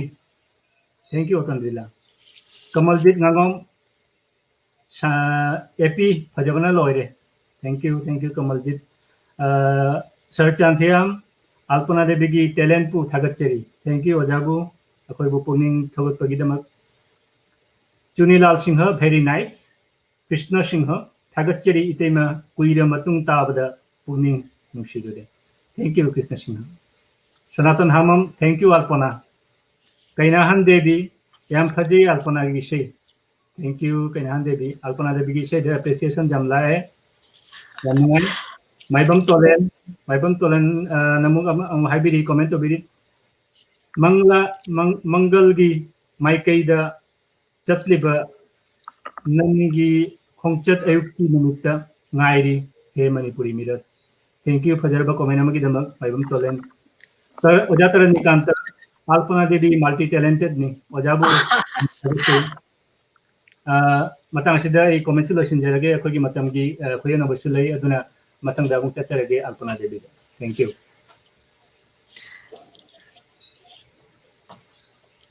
थागतचरी अमुकान शेराम रिपोनबु एबु मतेंग पांबिबे तमक अगी co-host बिबे तमक आई अंकुम को handover लौजरगे अखोई मथंग दकुम चथजरगे मथंगी थोरमदा अखोई लेजरे अमुका हन्ना न्यूयॉर्क ता अखोई मीटिंग ताबिरशी मया हुजिगा जगन्नाथ लाइरिंगजम मा अखोगी न्यूयॉर्क की मयाम दा हाइबा तारे मणिपुरी मरक्ता ओजा मत ओइना पुंगदा मा ओजा ओइजरी यामना माइ पाकनिंगाइनी अमसुंग मा जाम सातिना अखोई मयाम बु इशै जगोगी मितेगी ओइबसे मा अखोई मयाम प्रैक्टिस लेना पाइना माना जामना अखोइदा थौरम पिबी एनकरेज जामना तोबी अदु मागी मचा अनुपी मचा हौगलइबा नुसिरबा इंगांगनी जेसी लाइरिंगजम अमसुंग चौबिथोई लाइरिंगजम ग लोइना मसामकना परफॉर्म तौजगनी संकीर्तन इशै हाइजबा अदुगा अदु अखोई मयाम जेंबिनरसी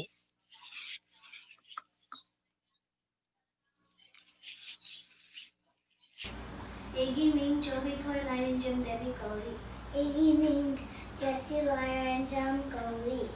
आई जगन्नाथ लाइरंजम इसे मतेक मतंग लांथोक जगे मयाम न मियंग दाबिगनी खंदी असोय ngam जावरसु मयाम न ngapiगनी खुरमजे अहम बद खुरमजरी चांबी है श्री गुरु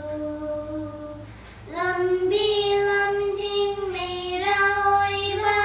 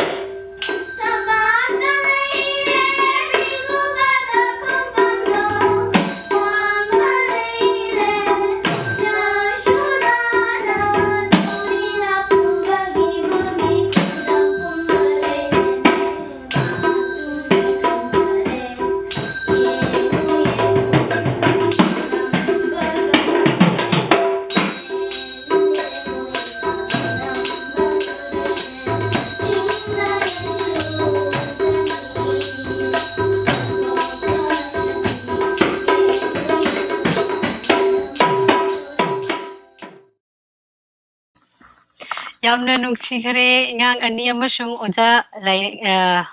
oja Jagannath lairing jamna asi perform to be che macha magi macha ani makka adu moi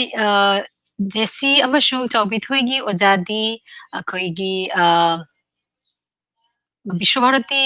University haibtare Manipuri department ki ojani Rasheshwari Devi ojabu akhoi hanna hanna thagachari akhoi ima lepaktagi lapna leirabasu anoba next generation bu akhoi sei jagoida hotnaji aise asigi performance sidagi akhoi ujaba phange thank you oja Jagannath Lairing jambu amka hanna thagachari thank you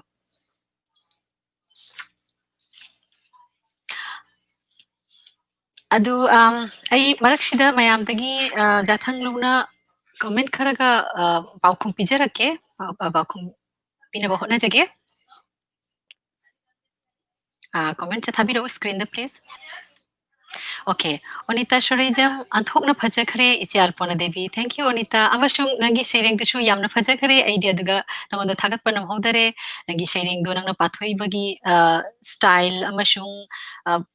khonthok yamna thagatli ai yamna phajai nungsi thank you mathangi comment lojage Kamaljeet Ngambam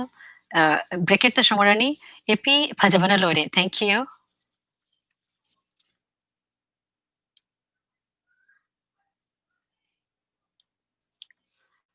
mayam dei mathang kharikhtang lojage mathangi comment pabai tamakta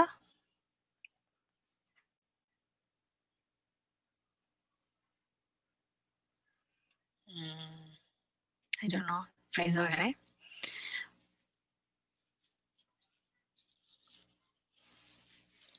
mayamdagi minute amatangi matam lojage comment pathokna bagi tamak net singa shi khating problem oiba dumaina tawri maramdi ingang mayamgi shu online class oibanina akogi jummakta da okay lae screen na Thojam Sham Singho Anita Sairingjam gi Shairang pathokpa tabada anthokna nungshi thank you Mathangi comment Krishna Singho thagachari iteima kuira matungda tabada pukning nungshire thank you gi naw nupa thoiba mathangi comment lojage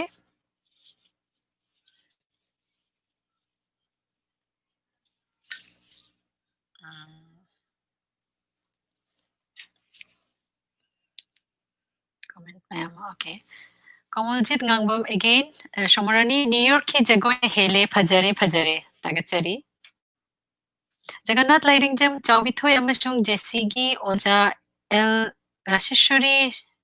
Shantiniketon Kolkata Ojabu Thagachari Loinana Manipuri Mirar Busho Oja Jagannath Lairing Jam show moigi Ojabu Thagachari ishu Thagachari amukahanna Russell Maibam Future the Nupi Macha Anishina Aphauba Ama Oiduna Mapabungi Mai Ngakani Thagachari Oja Jagannath Pu thank you Shanaton Hamom Thagachari Oja Jagannath Thagachari Pornarani Artist Family Mai Pakpa Oshano thank you Shurachandra Sharangthem Manipuri Mirrorna Yaipare Thagachari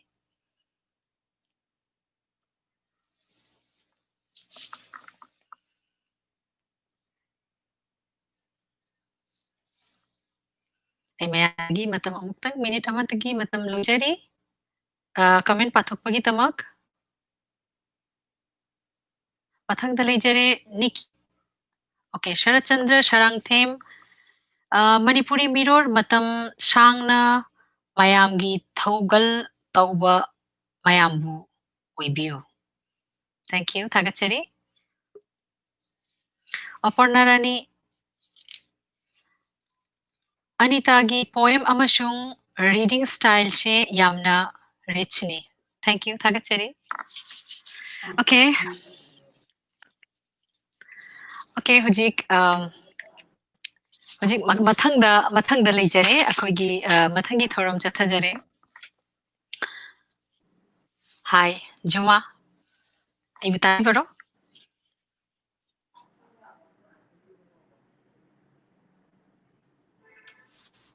net check I think week or mare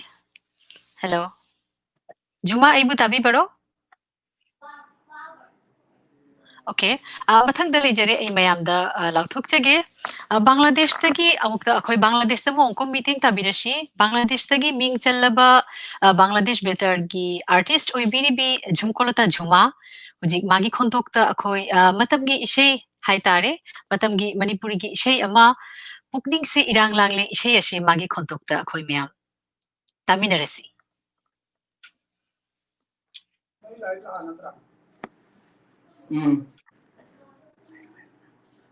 Yingbiriba viewers mayam buno lukna kuramjari.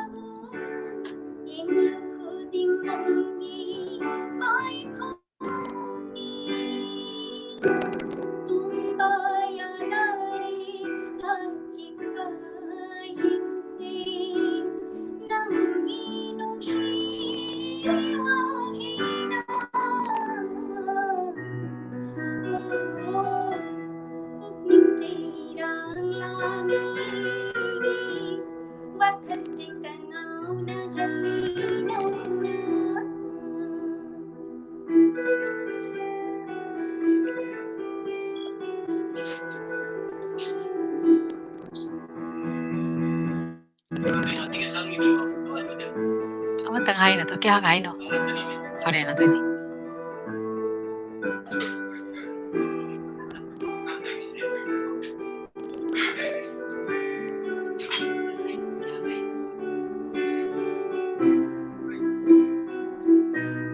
Tari bo, photo da na mora.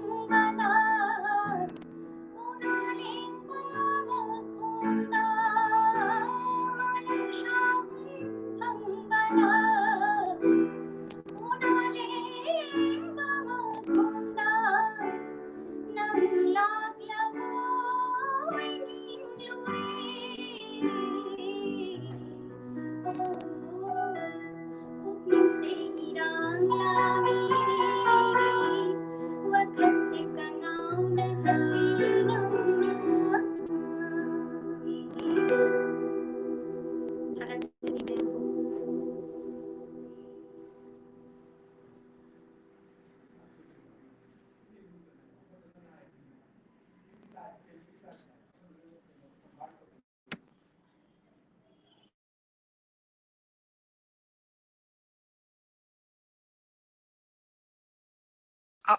sorry. Oh, mute lore. Okay, yamna nungaijari, yamna nugsijari jumanagi konthok-tagi isai se tabada akhoi yamna nungaijari mayamda phajakraba isai kudol thambibagi damak adu ai mayamda interrupt oiramani aina khalli background surrounding khara background ki sound khara lakhare adu mayamna pukchel chauna ngakpi gani aina khalli adu jumagi isai sida ai gani aina mayamda alarm ngai can taujari. Thank you, Juma. Then I amuka comment khara laujage pathok charake mayam gi mafamda. Ibunghal Shamol, congratulations, Juma. YK Shubhajit Singh Yamphaje. Sanjeev Bhattacharya Yampajare. Kanta Nila Thauram Pareng Mathamoy Sengna Thagachari. Loinana Kudingmakpu Jackson Thaurang Lebu. Okay, Thagachari.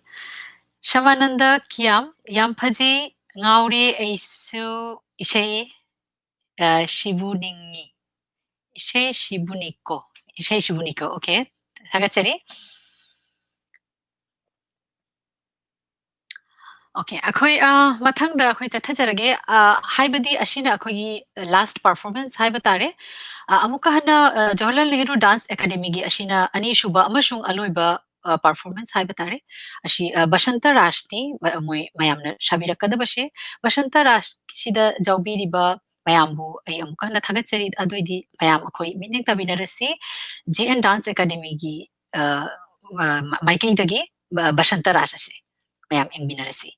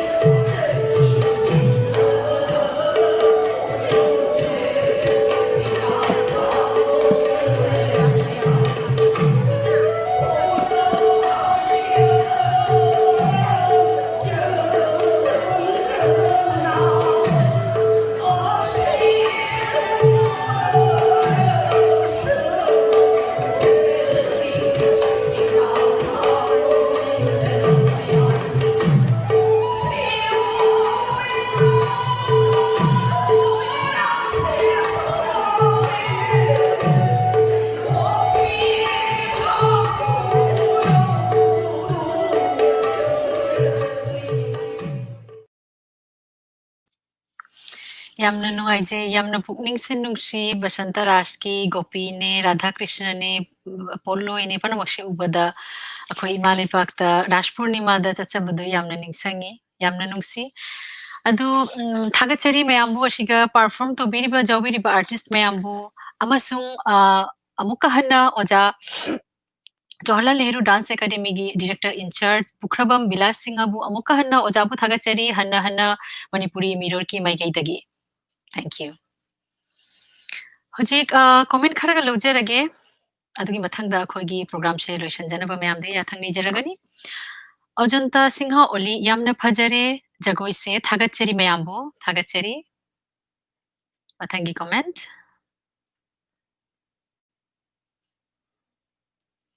RK Shantojit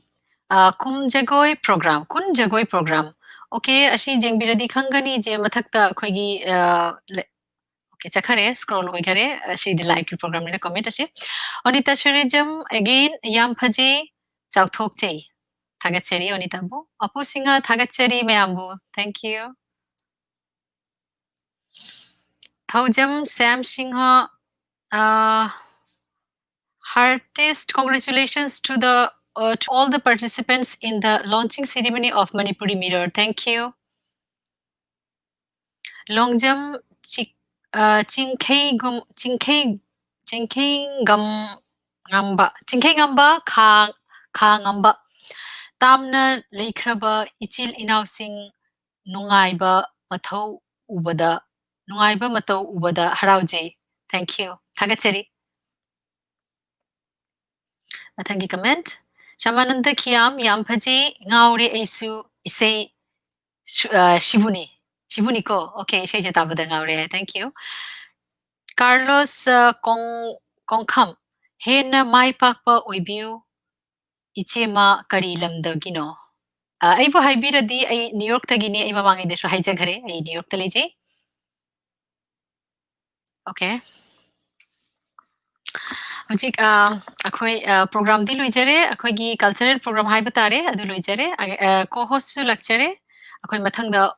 mayamda amuka hana wa khara dingchang jage amuka masigi manipurimirror.com website launch ceremony program sida aina mayamda amuka hana thagachari loinana wa ma ga ai mayamda ningsang jage manipurimirror.com se mayam changlaina browse to view amashung manipuri londa imalonda pause lobiu wakhan lebirasu wakhan pibirao wakhan thabirao ashini akhoi slogan di adu egi co-host le screen da mashu aloi bagi wahi khara hairaga akhoi program solution jagani adu mayam da ei kaina yathang ni jari mayam section da review akhoi param mayam gishu like from view akhoi gi tamakta show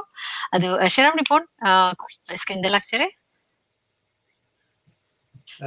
thank you so much fajana akhoi program si shandokpi he mayam gi mamangda akhoi program si tanjasi da losin jabagi yathang ni jage mayam dagi ngasi aroi boina mayam gi mafamda amuka hanna Manipuri Mirror comment chairman report comment kharaga la screen da kating pathok piradi akhoi live ki scroll oibani na comment che khoi paho ngai da scroll oibi gi aduna chithau balai rasu mayam khara pukchel chauna ngak pi ro hai batare adu kharaga pathok pi na ba okay sure katam pajage Minoti Devi Yamphajai Thagachari Altana Devi thank you che asagi comment jage mathangi comment lojage Muhammad Abdul Samad thank you Oja RK Taranjit Tripura gi Meitei Pangal gi news media de yamna lai masigi maramshi karino Oja kanona Taranjit na oyo kanato pakumpi biradi masi appropriate ogena ne khanjai mathang dalai jare Pukhrambam Noni Oja Tarunjit ki wafam shibu thagachari Oja Noni bisu mathang da muk lojage kharaga yamna matam de khoi gi khuyonore adubu ama niga parga losinjarage ngasigi thoramasi mathang di comment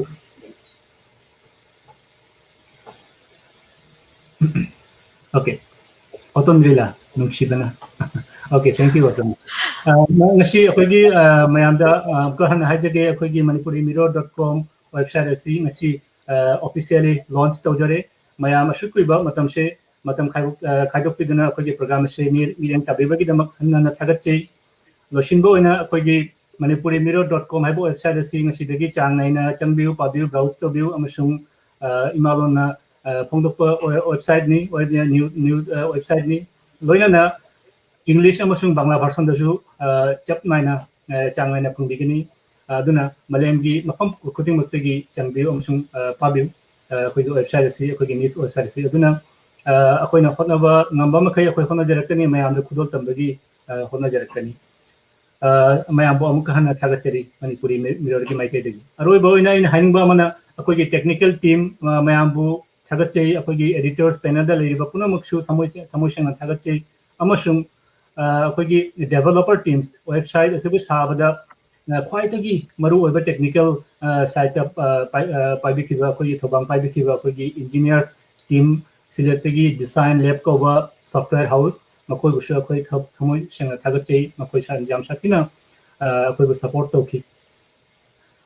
so design lab thank you mayam gi maham dagi tanja sida kaina bani jarage aduna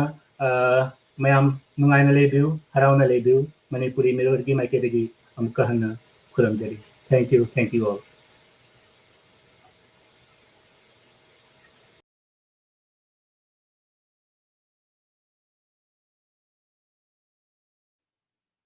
Thank you, Mayambu. Again, I should matang asida kana yatangi nijarage. Mayam Jackson review, akoy tawakta like view. Thank you. Manipuri Mirror, Yaipaba Oiro.